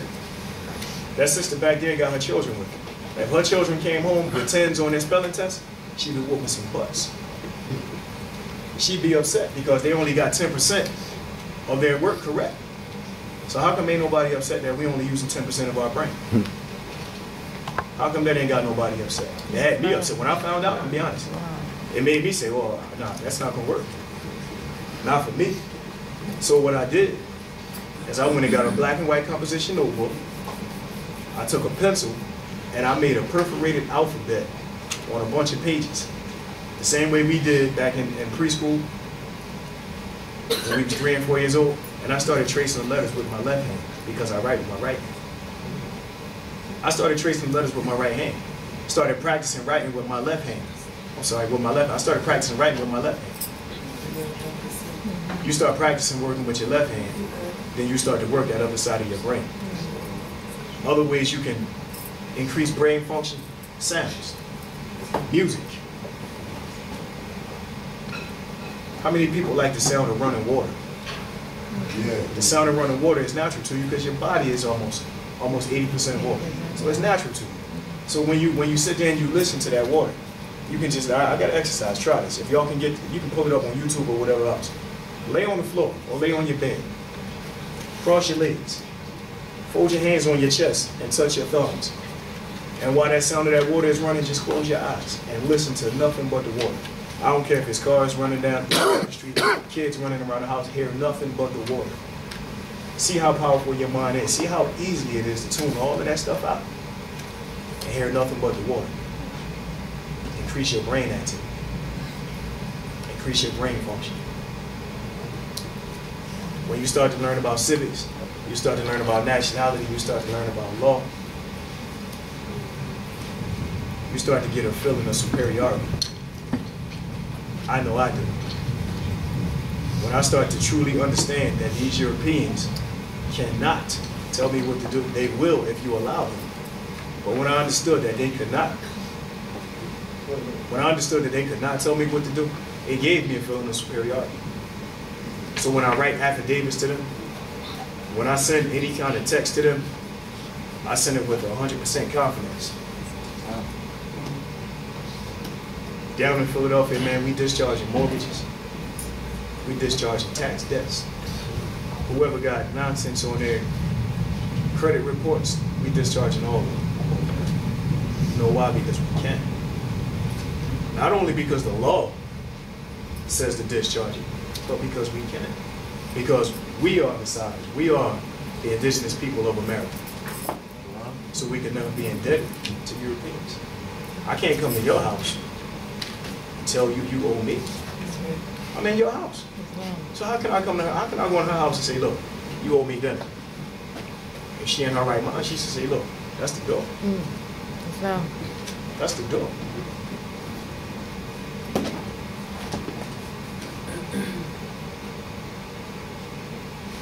Prophet Noble Drew Ali came and told us, I am a universal prophet, and my philosophy will be universal. That means it works for everybody. As Kudjo said earlier, we don't turn our backs on Europeans. Although they leave us hanging out to dry, we don't turn our backs on Europeans. The prophet said it's a universal philosophy. That means it works for everybody. Keep in mind that although they're screwing us, the hierarchy is screwing them too, because they call them white. They got them listed as corporate citizens. They gave them birth certificates. They gave them social security cards. They got driver's licenses. They got all the same nonsense we got. But our mission is us. And who can fault us for that? I came to you Moors because I need you the most. I'm sorry, because you need me the most. That's the flat out truth. I don't know what it's like here in Canaanland, but in the corporate United States, over what they call the Christmas holiday, there was 75 billion notes spent. 75 billion. That ain't chump change for a place that's supposed to be fiscally damaged. That's not supposed to happen. 75 billion, and we don't have no schools. We don't have nowhere for our babies to go learn. Imagine this. How many houses you think it is on your block where you live at? Where you domicile? How many houses? Yeah, how many houses? 50 houses. On his block, 50 houses. So let's just say in a 10-block radius, it's 50 houses on each block. Let's just say, for example, 5,000 houses. Imagine if per week, each house only gave up one note. If they gave up one note, 5,000 houses, we can have a school in that community. We can have a school in that community. We ain't doing it. But don't nobody have a problem taking 160 notes going buy some Jordans. Don't nobody have a problem waiting in line for 3.5 days for some sneakers to come out. But then you cry about your child's not learning. Yes, no. Come on. It's time to open up our eyes, man. I brought you everything it takes to save the nation. Now take it and save yourself. When you proclaim your nationality, that's the first step to saving yourself. The nation is here. The nation is here. We're the nation right here in this room. The nation is here.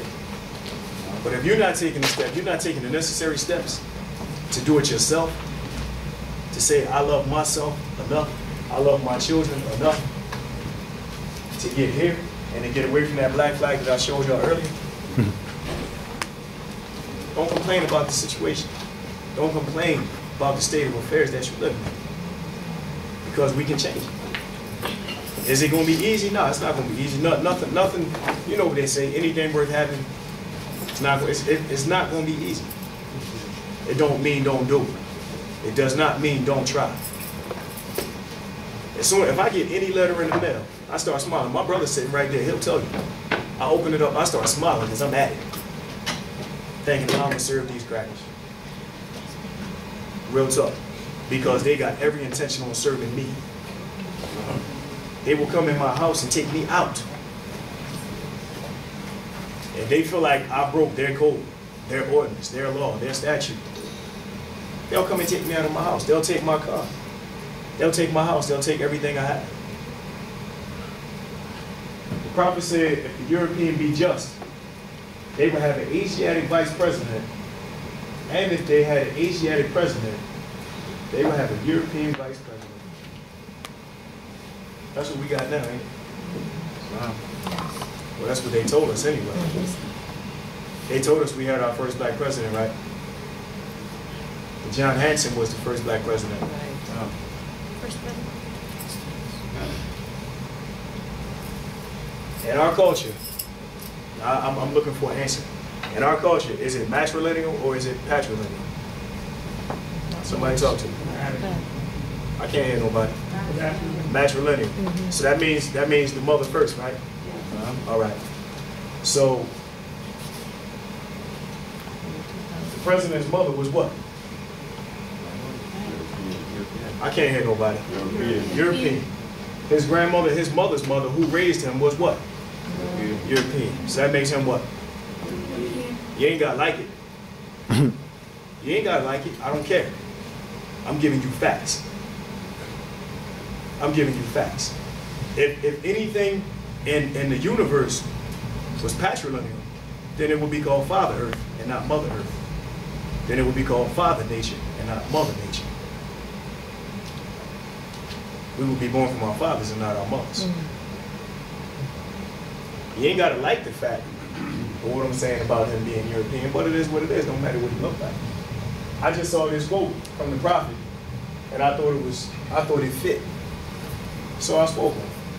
In the year 2000, the Moors were coming to their own. We're here. We're here. When I got off the plane yesterday, I flew in on Porter. So when I got off the plane and I was on the ferry, I got emotional. I'm not an emotional cat. You ain't gonna say something that's gonna hurt my feelings. Not gonna happen. You see me cry, take a picture, because you might not never see it again. I'm just being honest. I'm not an emotional cat. But I'm coming across the ferry, and I'm thinking, everybody texting me, good luck. I hope you do good in your lecture. I hope people receive you well. And I'm thinking like I talk in Philly all the time. I talk in Delaware all the time. I talk in Jersey all the time. I talk in those territories all the time because I'm there. But I'm all the way up in Canaanland. Grand Sheik invited me to Canaanland to come speak to y'all. So whether it was in 1913 or whether it was in the 20s, for the prophet to make a statement like that, and for me to be here in Canaanland speaking to y'all, that's a prophecy. Here we are. And it's not just us. It's more all over the place. I think Kudjo put on Facebook a couple months ago, he got a call from the Netherlands. From the Netherlands. Adwo Bey, one of my teachers, got a call from London. It's not just us. It's millions of us all over the place. It's just not enough. It's too much arguing, too much bickering. Too many nonsense debates. I'm gonna prove you wrong. To prove what? Nothing. I sat there the other day and I watched, and don't ask me why, because debates give me headaches. But I watched the debate with Seti and Brother SetenRa Bey. And after 20 minutes, I'm telling y'all real talk, 5:30 in the morning, I had a headache. From listening, I mean, I understand you were taught one thing. Well, we all have this little circle right here, this little realm of knowledge that we have, and we think that's it. But it's a whole world, it's a whole universe outside of your realm of knowledge. There's information everywhere. I'm not saying you got to take what I say and run with it. But don't just knock it just because you don't like what I'm saying. Do some research. It don't matter if I was brought up Christian, which I was. It don't matter that somebody say Jesus not real. If I believe Jesus is real, then I'm gonna go out my way to prove that he is. And if I find out that he's not, then I got some questions to ask myself. Because I did the research, because I went and studied what the prophet told you to do. Study, study, study. And when you study well, study what? Yourself. He told us this. Children, you were just plain rich. And why he say that? Because we sitting on the largest unclaimed estate in the world. Everybody in here who's been studying knows that this is our land. And if you don't know, I'm telling you now, this is our land. It's been usurped. It's been taken over. Just like the Grand Sheik told us, we've been duped, bamboozled, led astray, however you want to put it. However you want to put it. You got somebody here operating in your land and telling you what you can and can't do. I'd like to come to any one of y'all house tonight and just put my feet up on the table and then go in your refrigerator and sit in my underwear and see what y'all do. You know what I'm saying? And I'm just being honest, because you're not going to go for it. So we shouldn't be going for it. Don't be afraid. Do not be afraid. Do not be afraid to declare, proclaim, and live your nationality. We ain't talking about a religion, we talking about your birthright. We ain't talking about something that anybody can give you, we talking about something that's yours. That's yours, waiting for you. He gave us 5 principles. Love. That's the biggest thing that's lacking amongst our people. Love. Plain as day. We got so many scholars. We got all these, and a scholar is just someone who studies. You don't have to go to some fancy university or any. A scholar is just someone who studies. Everybody in here is scholars, even the children, because they study. They're just young scholars. But what's going on between our scholars? They arguing, they bickering, and what they fail to realize is that we all have the same problem. Now, if me and this brother right here, If I got 7 things that I'm working on and he got 7 things that he's working on, but we only agree on 4, then what we should do is we should sit down. We should talk about the 4 things that we have in common, and we should build on that. The 3 things that you do that I don't do, and the 3 things that I do that you don't do, you going about your business, I'll go about mine. Wow. Mm-hmm. We got to learn as a people, as a nation of people, we got to learn to eat the fish and spit out the bones. That means take what you can use, take what's good for you, use it. And what you can't, you get rid of. It's simple. It's not hard. Without love, you can forget about the truth. You can forget about the peace. You can forget about the freedom. And you can forget about the justice. 5 simple principles. And we make it so hard. 5. Take some time. Do some studying. Do some reading. Watch a couple DVDs. Talk to some people. Talk to some more Moors. Talk to some unconscious Moors. And let's make a change in ourselves, in our own communities. We need our own community. We need common unity. We have it. We just ain't putting in the work. Everybody think about what I said about the school. When I asked the brother, he said there's 50 houses on his block. Imagine if we did that. Imagine if we got 1 note from every house in the 10 block. And that's 5,000 notes a week. 5,000 a week. To teach our children this, to teach them who they are. So they're not saying black power. So they're saying, I'm an Al-Maraq. I'm an Aboriginal Indigenous American. And know what that means. It's a great feeling for me. I don't know how y'all feel. It's a great feeling for me. And forgive me, it just gives me a cocky and arrogant attitude. Because they've been dragging me through the mud for so long. And now I know who I am. I don't believe it. I don't believe it. I know who I am, else I wouldn't be standing here. I wouldn't be able to talk to y'all if I didn't know who I was. I think y'all know who y'all are, else y'all wouldn't be sitting here listening. Y'all wouldn't be wearing fezzes. Y'all wouldn't be saying Islam when you come through the door. You wouldn't be giving me a greeting of peace. You would just come in and shake my hand and say what's up. Love, truth, peace, freedom, and justice. 5 principles that were given to you by the Prophet Noble Drew Ali.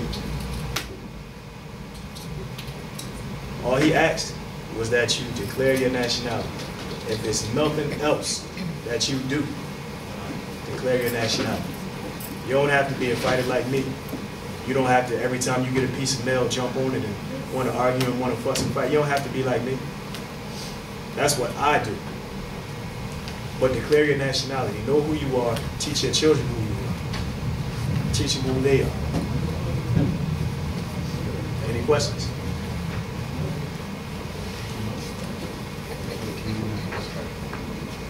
I trust that I came up here and enlightened somebody, gave y'all something y'all can research, gave y'all something to look after, but more importantly, I hope that I could turn on some lights to nationality, to truth, to love, peace, freedom, and justice.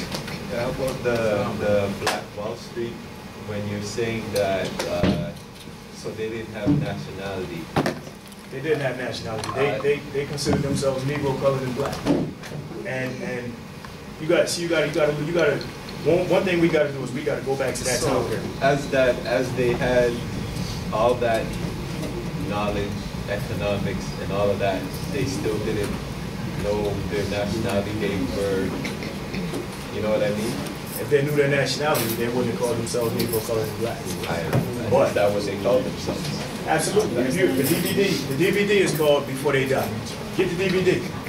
It's called Before They Die. You can get a hold of it. If not, I'll make a copy. I send it to Kudjo. You get it from them. All through the documentary. If you know any people, I don't know what the climate was like here. See, for me, where I would go. Hold on. If you know any people from the States, older people, they still call themselves colored. Yeah. They still say. Yeah. So if you're using a brand or a title and not a nationality, then apparently you don't know. Yeah, but when in court, they're not going to ask you whether you're black, colored, or white. They're going to ask you your name. So that's all right. So hold on. If we can have a little dialogue here. So bear with us. You come to court, and the only lawful courts are those who've been ordained courts by the Supreme Court. Yeah. Right? So everything else is a tribunal. Yeah. Now, if you go into court and he asks you what's your name, if I'm the magistrate and I ask you what's your name, what do you want to say? That all depends. I'm asking you. Right now? Right now. Oh, I give you my Moorish name. You give me your Moorish name. I know nationality. All right. Now, Square. now for people who don't know, if I'm a magistrate and I'm in a tribunal and I ask him what's his name and he responds, he just gave me jurisdiction. All right. We don't. I just said a second ago we don't have names. Names belong to objects. Okay, but that's okay. So now you trying to trick me because even though I said I'd give you my Moorish name, I didn't say I'm going to say my name is. I don't respond like that. Right, this is what I'm saying. You can say what you want to. No. I'm going to respond with what I assume. Let's be clear. But what's your name, bro? Fee. I'm SetenRa. My appellation is SetenRa. Because so now we talking on a personal level. Yeah. And let's be clear, we're not arguing, we're just having dialogue. Yeah. It doesn't matter that you say what I say doesn't matter. Because now you're in my tribunal. So if I ask you what's your name and you respond, you just gave me jurisdiction. What you're supposed to do is stand on your square and put him in his place. He's a public servant. Flat out. He's a trustee of your estate. What will my response be? I have no name. Names belong to objects. If you want to know my appellation, it's SetenRa Bey. Any more questions? Stand on your square. Look them in their eyes. Don't be afraid of these people. That's what I would say. Like, well, that's what I'm trying to explain. Like here, I was just giving you layman talk.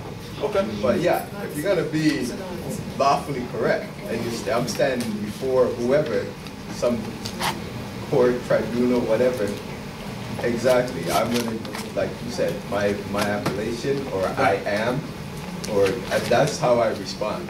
See, the thing is this. It's all wordplay. They use trickery. They use wordplay. Exactly. So you gotta be aware of all of these words that they use.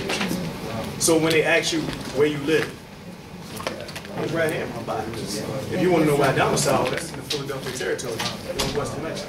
You can't let them get away with saying anything because they ain't gonna let you do it. They jump right on you. Whoa, what did you just say? You get right on them. Excuse me. What did you do? They are public servants. They are trustees of your estate. Just like I said, I can't go in the sister's house and kick down the door and put my feet up on the table and make me a sandwich. It don't work like that. So it's not supposed to work like that. So to answer your question, they were in court as Negroes, colors, and blacks. Now, the sad part is they had that dream team of lawyers that I showed you. Yeah. Johnny Cochran. And that's where it comes, where I'd be going with that. When it comes down to that dream team of lawyers and Jewish lawyer and Cochran, who may or may not be Mason and know more stuff, how are they going to win that case for them when they're still going to start off with Kirk Johnson? Well, actually, here's You already lost. Another point is the fact that they have lawyers, they've given their handed over the jurisdiction, all of these type of things. The Grand Chief just told us. He just told us an hour ago. The Moors don't use lawyers. Well, that's the next The thing. Moors don't lose it. What you gotta realize is they all work for the same beast. The Bar Association, the British Accredited Register. That's why I said that the lawyer is going to represent them as John Smith, Exactly. David Johnson. The whole purpose was being here, so we can get this type of information, and we can talk about this type of information, and we can research this stuff. So you can see that I'm not making it up, that he's not making it up, that him and her, that it's not being made up. This stuff is real. When you go into these tribunals, you need to be able to stand on your square, and you need to be able to defend yourself. Don't look for anybody to when you walking down the street and two dudes get ready to jump on you. I don't think you're thinking is let me get a lawyer. You're thinking is maybe as soon as he walk over here, I'm gonna let him have it. So as soon as you go into the tribunal, you gotta go in there. You gotta go in there with the thought. Yeah. I already got this dude. You know what I mean? I got this case won already. Now, another thing is this. If it's not a lawful court, you ain't got no place in there in the first place. I don't know what the climate writing affidavit says here. But I write the hell out of them. I'm not going into their tribunals. Because ultimately everything should be preceded by affidavits to begin with, right? Absolutely. As soon as they send you the invitation to come. You send them, come on, man. They sending you all these letters, they sending you stuff in the mail with no signatures on it. No signatures is fraud. I can't send you anything through the mail saying you owe me or you need to be here and not sign it. No signatures and inducement to fraud. See, that's the thing too that we have to be aware of. Now, as Moors have been fighting back in court, they are now doing things like that. The top guy may not sign it, but he'll find someone down there who can, you know, if it comes down to it, they can take the rap. As long as it's signed. As long as it's signed, then it's not fraud. If there's no signature, even if they type their name. No, I'm just saying, there's certain things that we've been doing that I've seen now in letters and stuff like that, that they are trying to have a more, say, lawful response. So like, what you do like is this. something like that, like what I say, they get the lower guy to sign it. If he gets the lower guy to sign it, then that's who you address. That's right. Yeah, well, if he signed it, then he's liable. That's yeah. right. And that's why, but that's what I'm saying. These big ones who know, using their ones that don't know. You know what I'm saying? Listen, that's not your headache. No, I know. So then you respond accordingly. Regardless of what they do. I don't care what they do. If they get Sasquatch to sign, I don't care who signs. Yeah. I don't care who signs or who doesn't. You address them. They are profiteers. They're profiting from your slave labor. They're the beneficiaries of your estate, of your trust. Yeah. Northwest of Mexico. This land. You address them. If Joe Smo said it, Joe Smo get it. Flat out. Flat out. Like I said, y'all, don't be afraid. You got to know in your heart that what you're doing is right. You got to know in your heart that what you're saying is right. And if you're a little shaky, then call me. Call Kudjo. Call somebody. Hey, wait, can you look at this, man, before I send it in? I want to make sure I got everything right. They're looking for a mistake. If you make it, they own it. The same way we should be looking for mistakes. And as soon as we see it, we get on it. And I look. I'm telling you, I scan documents like all hell. Stand on your square, brother. Any more questions? No questions? Thank Canaanland Morse for having me. Islam. Yeah, hold on. Thank you, bro. I thank Canaanland Morse for having me. Love Islam, Morse.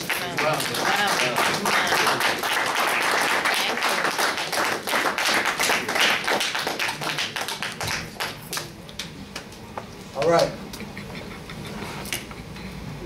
3:30. We got our part 3 at 4 o'clock. It's full time right now. Rumor is that there's no food in here, but you know there's garbage right there. So make sure we maintain cleanliness and all that stuff. Food's available outside also. It's chill time right now. Make sure you check the vendors. Make sure you buy something. Please make sure you buy something, right?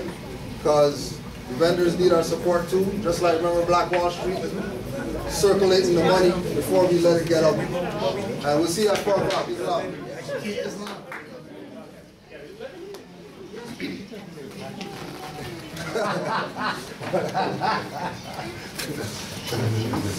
Part 3. Everybody, if you could give yourselves a round of applause for being here. Yes. For sure. Islam. As well, a round of applause for the food. For the people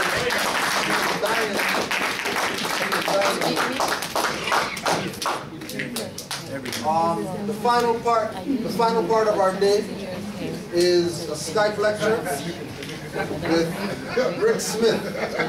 If anybody's been on online at all, there's a presentation that he did online called European Confessions of a Moorish Legacy.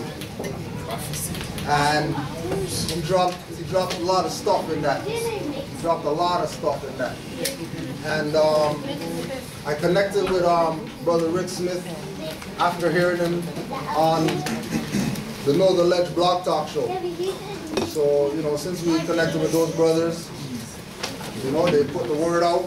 You know, brother called me back and said that he was more than willing and able and ready to present some more findings with regard to the Moorish paradigm. If you check the itinerary, the name of the lecture today that the brothers will be dropping is called The Moor, the Mason, and the Alien. Don't worry, he'll get into it. Don't worry. Don't worry. So if we can, what I'm going to do is, camera's going to face this way, but everybody's looking at you right now on the screen. So, yeah, they can see you, all right? So, could we please get a round of applause for Rick Smith?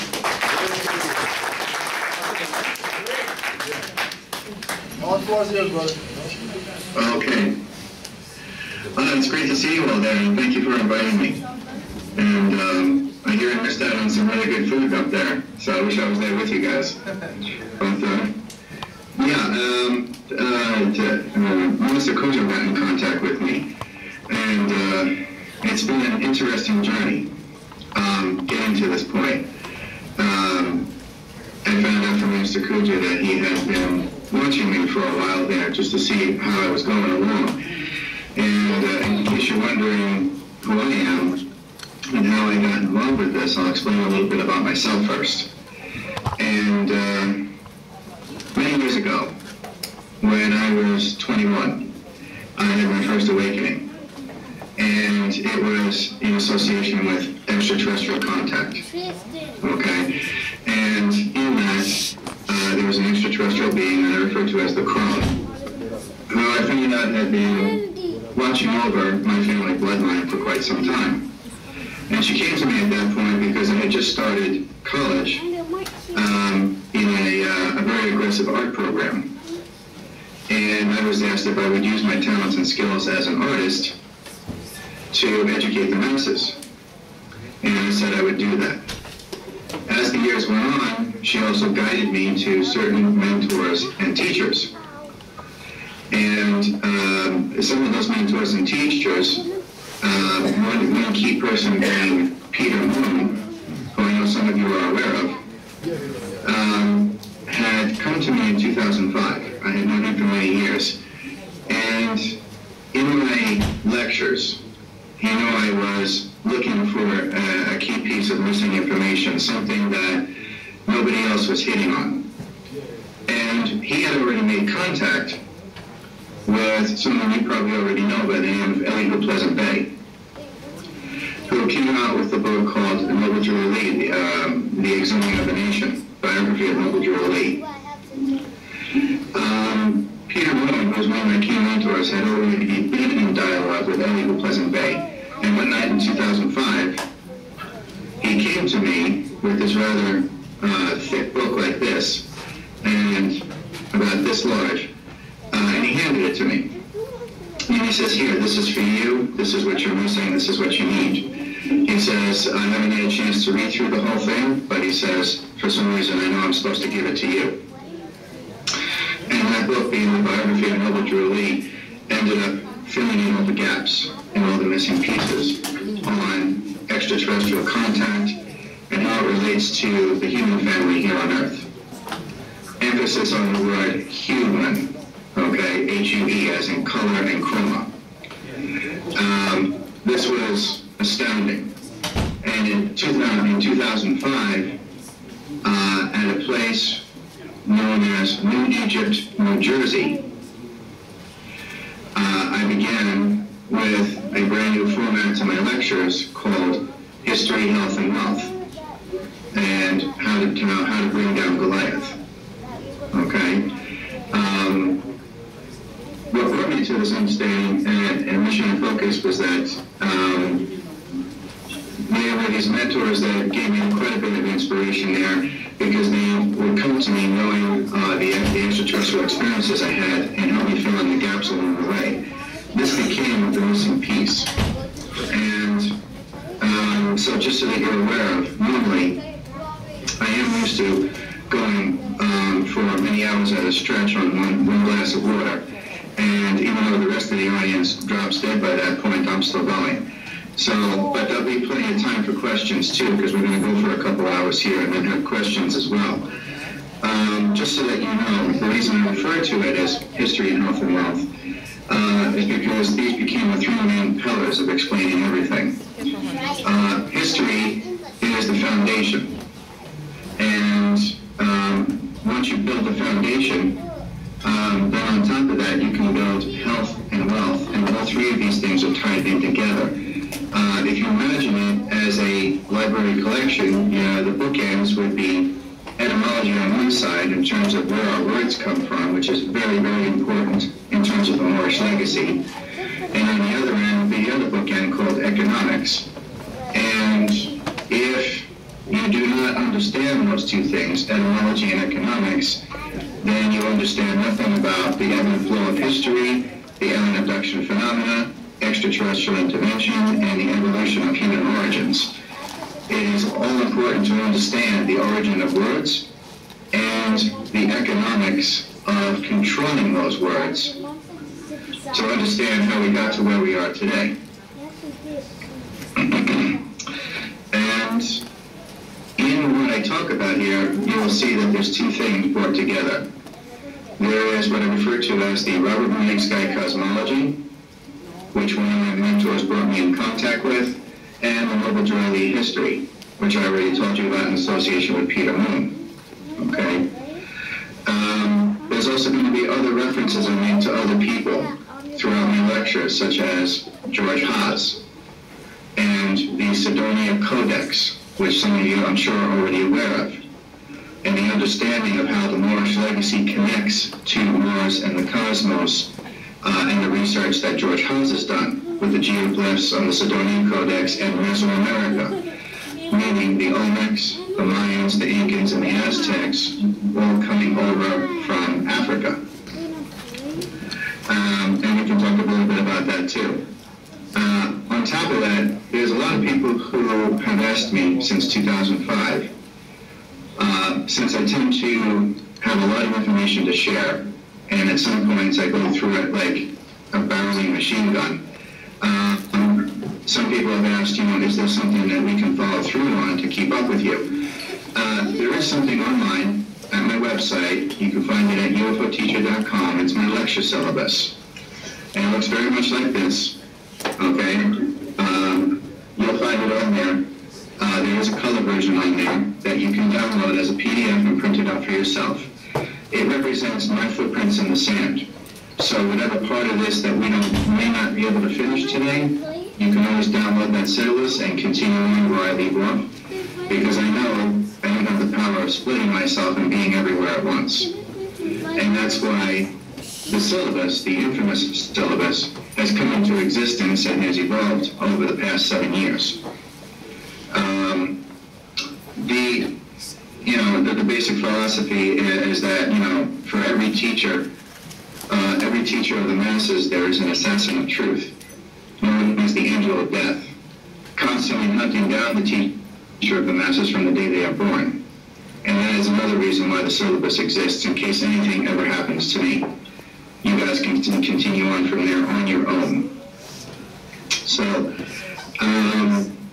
there is a conceptual understanding that needs to be laid down here, okay?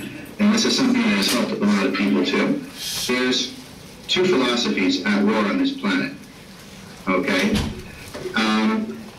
It's easy to say basic things such as Moorish legacy on one side and Masonic agenda on the other, but that would be maybe a little bit too simplistic at times. The deeper understanding would be that there is always 3 levels to evolution for the human being. And you're always transcending from being the beast, who is the slave, to the master investor of your own destiny. Now you're going to realize that throughout this, I may use terms that are very similar to real estate investing. And there's a reason for that in terms of economics and wealth. The sum total of our existence on this planet is real estate. Doesn't matter whether it's a plot of land, an entire planet, or an entire solar system, which in esoteric literature is referred to as a kingdom. Okay? If you ever read any esoteric literature, any reference to a kingdom is a reference to an entire solar system. Okay? That's an important understanding. And I use those terminologies throughout my lecture because one day I had somebody walk up to me in a group seminar I was doing, and they flat out asked me, they said, how do you explain the reptilian issue? And I said, very simply, real estate. And he looked at me kind of strange, and I said, don't worry, we're going to talk about that. This is another key piece of information that explains where the foundations of racism, sexism, nationalism, and xenophobia came from. Now, I use those four terms specifically: racism, sexism, nationalism, and xenophobia, because they represent the four horsemen of the apocalypse. Okay? It is not this simple view of death, war, famine, and pestilence, because the truth of the matter is, if it wasn't for death, war, famine, and pestilence, the human race wouldn't even be here. Okay? Those are just terms, those are poetic terms used to camouflage the real issues, the four pillars of control: racism, sexism, nationalism, and xenophobia. As we go through this lecture, you will realize how to defeat those four. And by defeating those four, you achieve your true freedom. And you will break the bonds of economic slavery, as well as mental, psychological, and spiritual slavery to your Repto-Syrian masters. Okay. With that in mind, transcending from slave to master, I mentioned there are three levels. There is just as a basis to go from. You notice in psychology, they use terms like id, ego, and superego. Some people consider those antiquated terms, but I'm just using it as a basis to go from, because id, ego, and superego is a direct reference to the self, the soul, and the spirit. And there's also an understanding that the self, the beast, which is you, me, and the next door neighbor, we are carbon-based life forms. And carbon, on the table of elements, has 6 protons, 6 neutrons, and 6 electrons. So the self is the beast, and the beast is man, and man is the carbon-based life form equating to 666. The next level after that is the soul, which, as you transcend, becomes 666, becomes 777. Okay, which represents transcendence. And from the soul, you go to the spirit and evolve and achieve what the Egyptians referred to as illumination and purification, and you become the master and investor of your own spirit, and that is referred to as 888. Okay, and 8, of course, is the numerical symbolic equivalent of the sign for infinity and longevity. In the scientific community, they refer to it as the Mobius strip in reference to androids who live forever. So, those are the layers of symbolism and the linchpins in there. There's a lot more to it that you can see in the syllabus yourself. I've outlined a lot there. On this planet, I mentioned there are 2 warring philosophies. Okay? On one side, yes, you have the Moorish legacy. It is referred to as flesh and bone. Okay? In other words, an investment in humanity, the human being, the human condition, this grand experiment known as humanity that was originally established by the benevolent factions of the galactic community. And then you have the other side of the equation, which is an investment in wood and stone, which is a reference to real estate, a reference to the tradable commodities that hide underneath the land for which the slave lives on. So, those are the two philosophies that will ring as a golden thread throughout this entire presentation. Flesh and bone versus wood and stone. Okay? The Moorish legacy is flesh and bone, the Masonic agenda is wood and stone. And you need to realize which side of that philosophy you're on. Another understanding would be, of course, Mother Earth versus the Empire of Orion. And we'll get into that as well. This is the reason why my first book was referred to as Legions of Light versus the Armies of Darkness. All right? Now we're going to get into the beginning here of things. And truth be told, folks, there is no such thing as a beginning. We're just going to go and jump into a particular starting point where we can start laying a foundation. All right? Okay. So you have to ask yourself, how did our solar system get involved with all this? How did all this begin? How did we get to where we are today with our civil rights issues, our social issues, our political issues? How did our political systems become such a mess as they are today? Why are we in a constant perpetual state of economic slavery?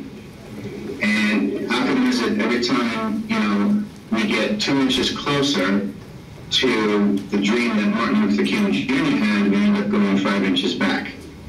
Okay? And there's a very good reason for that. All right? Because civil rights leaders like Malcolm X and Martin Luther King, Native American leaders, okay, such as Sitting Bull and Chief Joseph and Geronimo, founding fathers such as Paul Revere, Benjamin Franklin, and George Washington, all these characters play a key role in this as well. All right, and this is what's fundamentally important to realize, is that the so-called profane, that being alien contact, and the so-called mundane, that being our history here on Earth, are actually one and the same, and there is no difference between the two. So here we start at a certain point where you have this kingdom, this empire, known as the Aryan Empire. Ari spelled A-R-I-A-N. Okay? And over time, just as a side note to where the word's coming from, you have this kingdom made up of bipedal reptiles who stand on 2 legs that look very much like bipedal Komodo dragons. All right? Okay? And they are pale-skinned. Okay? They are pale-skinned, especially the elite upper echelon. Now, as a side note, the term Aryan, what does that end up turning into? The term Aryan turns into 2 things. It becomes mispronounced in the scientific community as Orion, and it also evolves into the term Aryan for the Nazis, known as the white Aryan super race. A sisterhood that serves as a midwife for cultivating the evolution of the human race spiritually, aka the Moorish legacy. Now, I said before, when the genetic code for passion was followed through the Temple of Solomon, it became the passion of the Christ. Okay, so 2 things. What about this term Christ, and where does the Temple of Solomon really come from in the spiritual sense? Okay. Many of you probably already know the original African god king known as Hiram Abiff. Okay? Now, this is important because in one of my lectures a couple of years ago, I found out that these Masonic lodges, white, pale-skinned Masonic lodges, are teaching their members that Hiram Abiff was a white guy. And And the person who was in the audience that day, he came up to my lecture at the end and he shook my hand and he says, "Thank you very much for telling me the truth." He says, "I'm not joining that Masonic Lodge." He says, "They're lying." He says, "They're manipulating history." And I said, "Yeah, of course. They're trying to legitimize their own existence by raping and pillaging other people's history." Now, there's a reason why I bring up that example as I get into this. Raping and pillaging. This is a key feature, a golden thread throughout my lecture from here on, because it's going to be a repeating theme over and over again. The whole idea is to rape and pillage other people's history to legitimize your own fraudulent history. Keep that in the back of your mind as I explain the rest of this lecture from here on. As far as the Temple of Solomon, as a good second starting point here. As it goes, King Solomon, now, King Solomon probably did exist. I have a lot of scholars that say he did. I really don't care. What is concerned to me is the linguistics and etymology of his name. Sol, on. 3 syllables, 3 meanings. Sol, meaning sun. Meaning sound to frequency. And on, which is Sanskrit for spirit. You put those 3 things together, it's the frequency of light that awakens the beast. Once again, going back to relating to the term Adam. Solomon and Adam are one and the same. They mean the same thing. The Temple of Solomon represents the element of gold. Gold is the perfect conductor of electricity. In the story, Frankenstein, by Mary Wollstonecraft Shelley, what is used to awaken the beast? Electricity. Okay? That is all important. The creation of the beast, the awakening of the beast is electricity. Electricity represents gold, which represents the Temple of Solomon, which represents electricity. All this folds in on itself.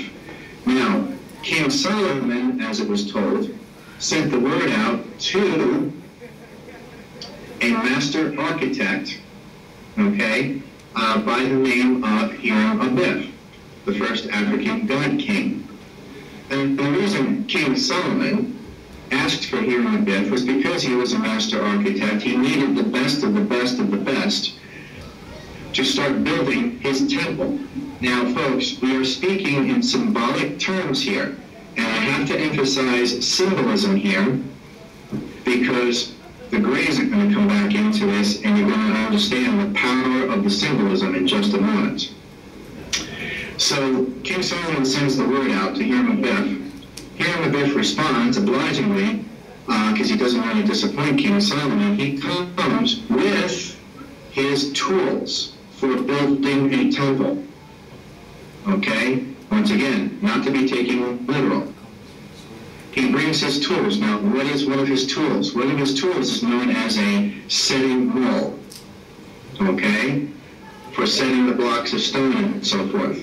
Well, word gets out that this new movement, this new strange, bizarre thing called the Temple of Solomon, the spiritual movement, is beginning in the area of northeast corner of Africa, okay, the original Garden of Eden. And so the Greys become real interested in this because they start seeing this as a threat to their power structure. So they send 3 of their own. And in history we find out the 3 of them were named Jubello, Jubella, and Jubellum. 3. And that's significant because the Greys always operate in 3s. Okay? Even on their spaceships, they operate in 3s. You have a pilot, a co-pilot, and a navigator. Alright? Now these 3 assassins, on behalf of the Greys, they go after Hiram-Abib and confront him. And they confront him because they know only Hiram-Abib has been given a special invitation only, to go to King Solomon and build the Temple of Solomon. Okay? Now, when they confront Hiram-Abib, they threaten him and they say, we want to get in, we want access to this temple too. What's the symbolism here? The Greys are seeing it as a physical entity, a physical chunk of real estate to own and control, a physical power structure of some source. Whereas for Hiram Abiff and King Solomon, it is purely spiritual, okay, and therefore non-physical. Once again, here is a classic epic collision between the two philosophies, flesh and bone versus wood and stone. The Greys, Jubella, and Jubella, they go to Hiram Abiff and say, if you don't give us access, we're going to kill you. And Hiram Abiff is like, I'm sorry, it's not meant, in a symbolic sense, he says to them, it's not meant for you. You were not invited. You are not welcome. You do not understand it. And the Greys get frustrated, and they take his setting wall and his tools, and they steal them, and they take his setting wall, and they club him over the head, and assassinate him, and kill him. Okay? There's a powerful symbolism in that. They kill the architect, and they steal his tools. Tools represent history. Henceforth, as I said before, raping and pillaging other people's history to make it look like your own. Herein lies the beginning of that trend. The assassination of Hiram Abiff, the Greys stealing his tools for building the Temple of Solomon, for which they themselves could never get into because they were perceiving it the wrong way. And since they themselves are nothing but soulless drones, they themselves would never, and are nothing more than corporate bean counters, they themselves would never, ever be able to understand the spiritual element involved with the Temple of Solomon. Now, as I said before, Hiram Abiff was referred to as a master architect. He was the first African god king. Architect. We need to look at that term. When the genetic code for passion flows through the Temple of Solomon and becomes the passion of the Christ, the term Christ needs to be looked at in association with the term architect. Christ is not spelled C-H-R-I-S-T. That is a complete abortion in understanding that was invented by the Christians, once again raping and pillaging other people's history. And it is certainly not the last name of one particular Christ. Okay? Christ is supposed to be spelled K-R-I-S-T. And at that point, you're not even supposed to have the I because vowels don't count. Vowels are interchangeable. A, E, I, O, U, and Y. You can switch them around any way you want. It all comes out the same in the wash. It doesn't matter. What does matter is the consonants, K-R-S-T. You look back into ancient esoteric literature, the good son, Horus, the good son of Osiris and Isis, was the first official Christ. And the term K-R-S-T actually means seal, seal of the covenant. And what is the covenant? The covenant is the genetic code for passion, the passion of the Christ, the Temple of Solomon, the Ankiels, the benevolent factions of the galactic community, and the bloodline of David, therefore the Moorish legacy. That is the covenant. And the Christ being the seal of that covenant for a particular demographic of people. The term Christ is reserved for major prophets only, and no one else is allowed to use that. And on top of that, it is understood that because of the assassination of Hiram Abiff, no one is allowed to touch any other Christ.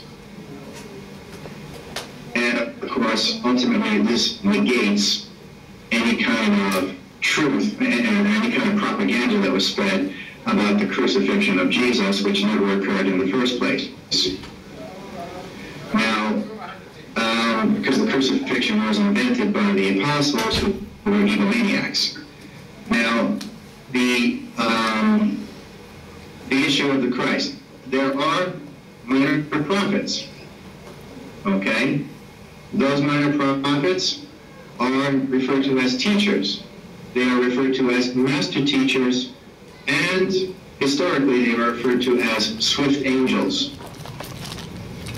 Because many of these master teachers, which are referred to as gurus, Egyptian adepts, Buddhist High Lamas, okay? They are the ones that have taught every Christ that have ever come along. All right? And as such, they do not have the stunted lifespan that we have, living an average of 70 to 75 years, maybe 80 years, and then dropping dead. They live for hundreds of years. Okay? And that's why the swift angel teacher, known as Gabriel, who went to Muhammad, is the same swift angel teacher, Gabriel, who went to Joseph and told Mary and Joseph to get out of town and get their son away from King Herod. Same teacher, not an angel, but a swift angel teacher. This is where you get the misinterpretation from. Now, the term Christ is always put at the end of the name of whatever major prophet adopts a name for, okay? And we'll get into that in a moment there. But Christs who are following in the bloodline of David, and therefore the tradition of SetenRa Bey, when they come along, they are each building another wing onto the Temple of Solomon, spiritually. And as such, they are referred to as master architects. Keeping in line with what SetenRa Bey was originally called, the architect. Each and every Christ is a master architect. Now, this is where, once again, you get this ridiculous misinterpretation of the term architect in reference to Jesus, when they refer to him in a very poor way as a carpenter. Jesus was never a carpenter. He was of royal blood. He and Mary Magdalene represented a major political power couple. He would never get his hands dirty as a carpenter, okay? And that goes for any of the Christs, whether it be Buddha, Muhammad, Noble Drew Ali, Abraham, okay? They did not do slave labor. Sorry. They did not work with the middle class. They represented the upper class. They were the elite. They were rich and powerful and well-to-do. And this idiot notion that one of them would ever be crucified or assassinated, or one of them would live in rags and live like a pauper, is ridiculous. That's not what a Christ does. A Christ comes about in a position of power and influence. Okay? So this whole pious thing about associating with being a carpenter, total misinterpretation of the word architect, which is a spiritual term in reference to a major Christ being an architect of the Temple of Solomon. Now, throughout time, there have been attempts made on behalf of by the Greys to go after these Christs and try and tempt them and destroy them from the inside out. Buddha had the ultimate test when the Furies were sent to him when he was sitting under the tree of knowledge, and he is quoted as joking by saying if there was anything stronger than sex, he would have failed, because they tried to tempt him that way. Jesus was tempted the same way, so was Muhammad, so was Noble Drew Ali when he went through his tests. Okay? There's always going to be that attempt on behalf of the Shetu regime to go after the Christs and try to destroy them from the inside out. This is why the Greys are also referred to as the jinn. Okay? From the word jinn, you get a jinni or a genie, and therefore the genie of the lamp. Now this comes back around to Moorish symbolism, because what represents the Moorish legacy is the lamp of illumination. lamp of illumination is the mind, the crown chakra. It represents the Moorish legacy and the Temple of Solomon, the gene for passion, and therefore the passion of the Christ. The lamp of illumination stands in opposition to the Masonic agenda represented by the iron hand of oppression. Okay, now, let's go back to history here. Since I threw a few things out there in front to make sense of it, now I can get into the chronology again. As time went on, and this movement was evolving, the Egyptian university system, the Commission mysteries, okay, and therefore the spiritual element of the Moorish legacy, okay. The Greys were getting more and more angry with this because it was interfering with their agenda. So they, the Greys, decided to infiltrate the whole community.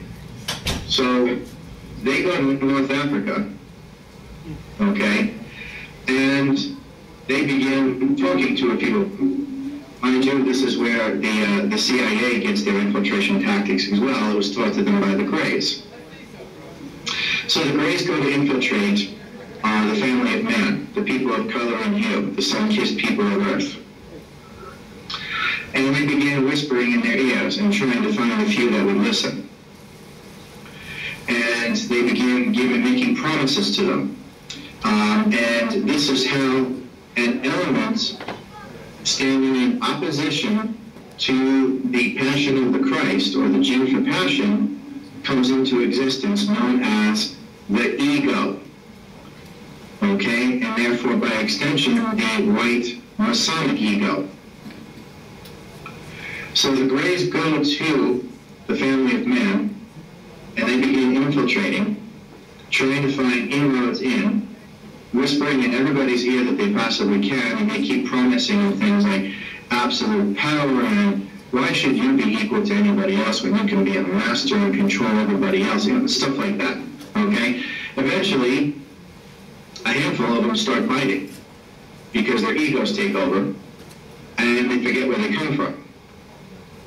As such, in order to become like the Greys, which are referred to as Greys because of their pale skin, the Greys represent the walking dead, zombies. As such, people who follow them want to become like them, like their master. So this select group that has then all of a sudden shunned their connection with Mother Earth begins committing all manner of horrid experimentation on themselves to the point where they end up flushing all the color out of their skin. And as such, they become the pale skin. And they become the abomination of men. Now, this is how the pale skin comes into existence.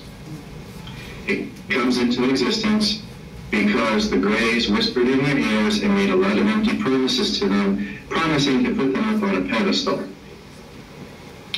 Now, as such, in their experiments, bleeding the color out of their skin, they become very viral, very warlike. They become very hostile and malevolent, and they forget their connection to Mother Earth and their connection to the family of man. So at that point, a decision comes down from the people of color and hue, the family of man. And they're like, what do we do with them? We can't keep them here, we're going to destroy everything, but they are our brothers and sisters, we can't just, eliminate them. What are we going to do with them? This was one heck of a conundrum to be stuck in. And this is exactly what the Greys wanted. They wanted this division in the ranks of the family of man. At that point, the Moorish legacy, the family of man, people of color and hue, they decided the only merciful thing to do was to take these pale-skinned outcasts who had been part and were still considered part of the family of man, they must be taken and they must be stricken and casted out. And this is where you get one of those mass exoduses from Africa. And they took the pale skin and they marched them northward and decided to dump them in this transcontinental prison that nobody else wanted, known as Europe. Okay? All right? Now, Europe was a barren wasteland. It was cold, it was dank, it was covered by clouds most of the time. Okay? And it was the perfect opportunity to quarantine the pale-skinned outcasts. Now, something happened along the way, and the Greys were also calculating this too, being the nasty little bean counters that they are, because as the pale-skinned were being marched northward into Europe, they would be being marched right through the hot and blistering deserts of Arabia. Now, I don't know about you guys, but I wouldn't last 3 minutes in the deserts of Arabia. I would burn like a lobster, okay? And right, exactly. I can hear you laughing, it's okay. So, now I have a situation where the pale skin, with the color bleeding out of their skin, very sensitive to the environment, can't stand direct sunlight, and here they are being marched right through the deserts of Arabia. Okay? As such, by being marched through the deserts of Arabia, their skin gets burned. They become scorched. They become bitter. Okay? And then they get dumped into the cold lands of Europe, where you have the oceans to one side, the mountains, the Sierra, Nevada, and Caucasia Mountains to the south, and to the north you have snow, and to the west you have this giant wall called the Great Wall of China, okay? And some people have totally misinterpreted the building of the Great Wall of China to keep everybody in, when in fact it was the sake of keeping somebody out. And the people they were keeping out and isolated were the banished paleskins. Now, when they were dumped into Europe, all of a sudden, then it finally dawned on me what they had done. Because now they were totally severed from Africa, they were totally severed from the family of man, and there's nothing worse than having your mother turn her back on you. Okay? Now they knew what true isolation was, and not only did they feel bitter from being scorched by the deserts of Arabia, but now they felt abandoned and isolated and scared and depressed. And as such, all of that resulted in a major psychological schism. And in that psychological schism, these European pale-skinned outcasts began inventing all manner of idiotic mythology, such as man coming from a monkey coming down from a tree, man coming from a female wolf, man coming from this, that. It just, anything that it meant not to deal with the reality of being banished from the family of man, being banished to Europe, being severed from the gene pool. And this is exactly what the Greys wanted. Now they had this pale-skinned abomination right where they wanted them. So here come the Greys into Europe, they go to the pale-skins, and they start feeding off of their fear, their denial, and, let's not forget, the invention of the ego. And they start saying all sorts of things to manipulate them, to feed off of their fear, such as, oh, you know, if the Moors, if the Moorish legacy and the family man, if they really loved you, why did they cast you out? Why did they leave you here? Why did they abandon you? Obviously they don't love you, but we care about you, and if you listen to us, we will give you all the power you need to take over this planet and destroy them. So the Greys manipulated every last bit of ego and based bitterness they could in the casted out paleskins and fed upon their fears. But here's the almighty conundrum. What were you really going to do? If they stayed in Africa, they would have destroyed Africa. So what else were you going to do with them? You couldn't kill them because, you know, they were still your brothers and sisters. So by casting them out to Europe, that was the only merciful thing to do. And on top of that, Europe was named after the African god queen Europa. And it was done as such as a sign to the Paskin to say, when you mature, when you grow up, you are welcome back into the family of man any time. You are not banished. You are just being stuck here so you can think about your sins. Unfortunately, the Greys knew how to manipulate it the other way and got the Paskins to become their obedient servants. And from that point forward, they said, we will give you all of the technology, emphasis on technology, not spiritualism. We will give you all the technology you need to wipe the floor up with the human race. Okay? We will give you everything. We will share our secrets with you over time. We will create, we will turn you into a titanic, unstoppable element that no one can stand against. All we ask, and this was the agreement, this was the pact that was made, they said, all we ask is your complete and total and undivided obedience to us, and if we do this for you, we demand that you go out into the world and destroy the family of man. Destroy the people of color and hue.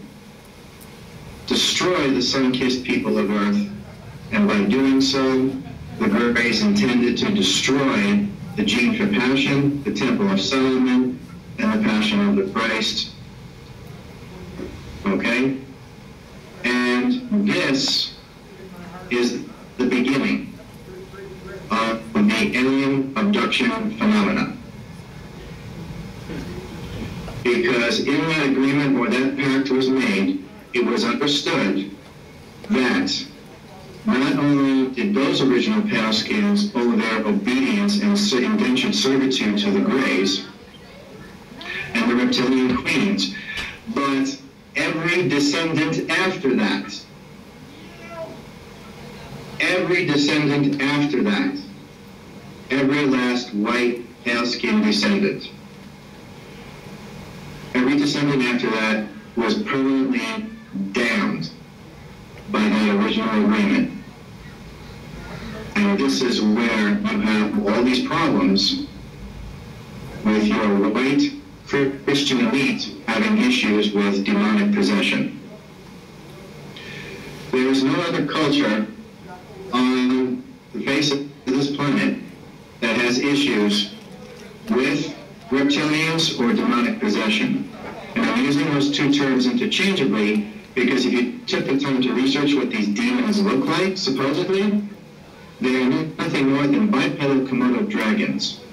Henceforth, they are the Dracos, the dragons, the reptilians. And the reason that is so is because they use a very high-level form of psychological warfare to invade your body and contaminate you. And there's no other philosophy or the religion on the planet that has this issue. There is no such thing as demonic possession. It is all reptilian. It is all the Canis feudal lords. It is all extraterrestrial. Once you empower yourself with that knowledge, you realize that the supernatural is actually extraterrestrial. In the movie The Exorcist, when they depicted the statue of the demon, what did the demon look like? It was a bipedal dragon standing on two legs. a bipedal Komodo dragon. Now, here's the other thing as well. Since we're talking about so-called demonic possession, we already explained where the term God and devil came from. How about this other ridiculous term, Satan? Okay? The high-ranking, pale-skinned reptilian queens are referred to as the CIA, CIA-KAR. You notice the syllable C, the first part, CIA, looks like CIA. Goes a long way to explaining why the CIA replaced the OSS after World War II. But the CIA represent the high-ranking reptilians. Now, in the CIA, there is the high-level pale-skinned reptilian queens. They are referred to as the Seta queens, and that is spelled SSS-TA, Seta. Now, over time, the word Seta becomes mispronounced as Satan, and therefore Satan. So there is no such thing as Satan or the devil or God, because these terms are all extraterrestrial in nature. Once you dismantle these terms, you dismantle their power. And when you dismantle their power, you dismantle the ability for the master corporation to use any form of psychological warfare against you, also known nowadays as the politics of fear. So that is what was going on there. And now, with that agenda, with that pact, with that agreement that was made with the pale-skinned outcast, all of a sudden, out of nowhere, and for no logical reason, you have this tremendous European armada coming out in force, going after the four corners of the globe, and waging a three-pronged military campaign against the human race that manifested in the form of Native American genocide, the African Muafa, and the Chinese open door policy. Three-pronged military agenda to wipe the floor up with the Moorish legacy, the family of man, and the people of color and hue. And it didn't stop there. Because along with the psychological warfare and the military agenda to destroy these so-called godless heathens, okay, that were conveniently, well, you notice how all the godless heathens are always 7 shades darker, okay, conveniently labeled as such. Along with the psychological warfare also came the agenda to, over time, poison the human being from the inside out via the modern-day high priesthood known as the pharmaceutical multinational. Okay? Now, that comes later on. I know I'm jumping ahead there, but I just wanted to throw that in there so you understand the overarching plot here against the family of man on behalf of the white, pale-skinned reptilian queens. Now, we're going to move ahead here a little bit to the founding of the United States. Okay? Because this becomes the next key element here in terms of the Moorish legacy and linguistics and the agenda. Now, when that pact was made by the Chetu regime, the term Chetu becomes mispronounced as Shedu, and Shedu becomes mispronounced as shadow.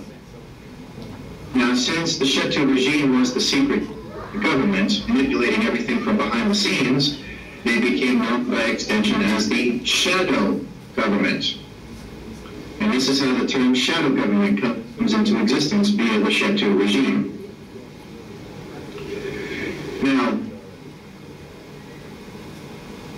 since they were also master masons, okay, they were allowed to walk freely among the population, and they were also known as Freemasons. When the pact was made with the pale-skinned outcast of Europe, this is where you have the beginning of the Masonic agenda. Masonic agenda, aka the ancient vendetta. The ancient vendetta to destroy the human race. Now, I mentioned before how the two-party system started with the reptilian queens, the Arians, and the Canis feudal lords, the canines. Okay. When the Greys took over the whole operation after they threw out Marduk, okay, they began a brand new type of a system of wanting to recede into the background and create yet another two-party system to run the whole operation for them. Okay? Now, in terms of them receding into the background, they become the upper elite, aka the shadow government by mispronunciation. And when they began to infiltrate the Egyptian high priesthood, and they took over the original Amun, A-M-M-O-N, and contaminated it with that other ridiculous spelling, Amen-Ra, A-M-E-N-R-A, they began to introduce a different kind of an element for the two-party system. They actually propped up two elements on a pedestal to run the operation for them, so that they could stay in the background and nobody would know who they were. Those two groupings were known as once again, the executive branch, the Rock of Pharaohs, and the legislative branch, the Rock of Shields. All right? Now, over time, the term Rock of Pharaoh becomes mispronounced as Rockefeller, and Rock of Shield becomes mispronounced as Rothschild. This is how the Rockefellers and the Rothschilds come into existence. Now, once again, two-party system. Arians and Canis feudal lords. Rockefellers, Rothschilds. Rockefellers, Rothschilds, Republicans, and Democrats. Two-party system. You cannot escape the two-party system.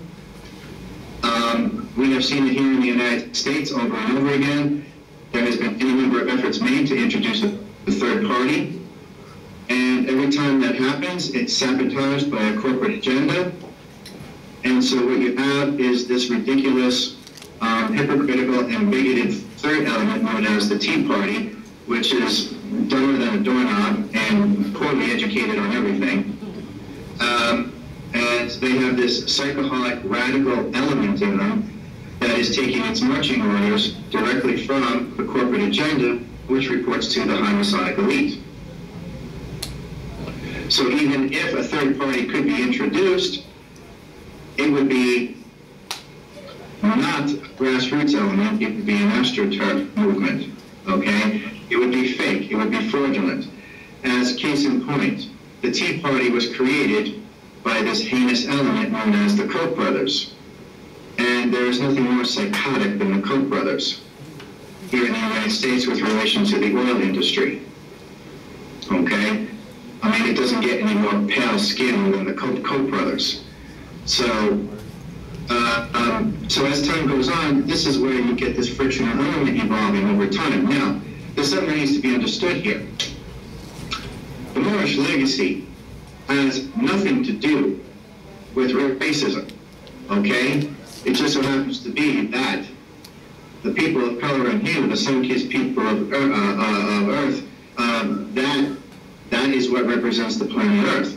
The pale skin represents this dead walking zombie, this outcast, this freak show that never should have existed in the first place and wasn't supposed to exist and represents a huge mistake that needs to be corrected.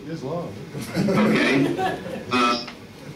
And as such, it is that opposing element, the Greys, the Reptilians, the Masonic agenda, the Rockefellers, the Rothschilds, the Rockefellers, the Rockeshields, they are the ones that turned it into a racist agenda.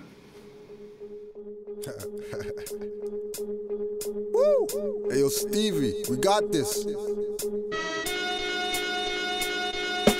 What more can I say? Much more, just listen. Spit like I'm pissing and elixir mixing. Moorish master MC Mike mysticism. 3 minds locked in a cryptic prison. I saw penis, you homos, that's a sundial. No executive, let alone Ray Bay run the trial. Standing on the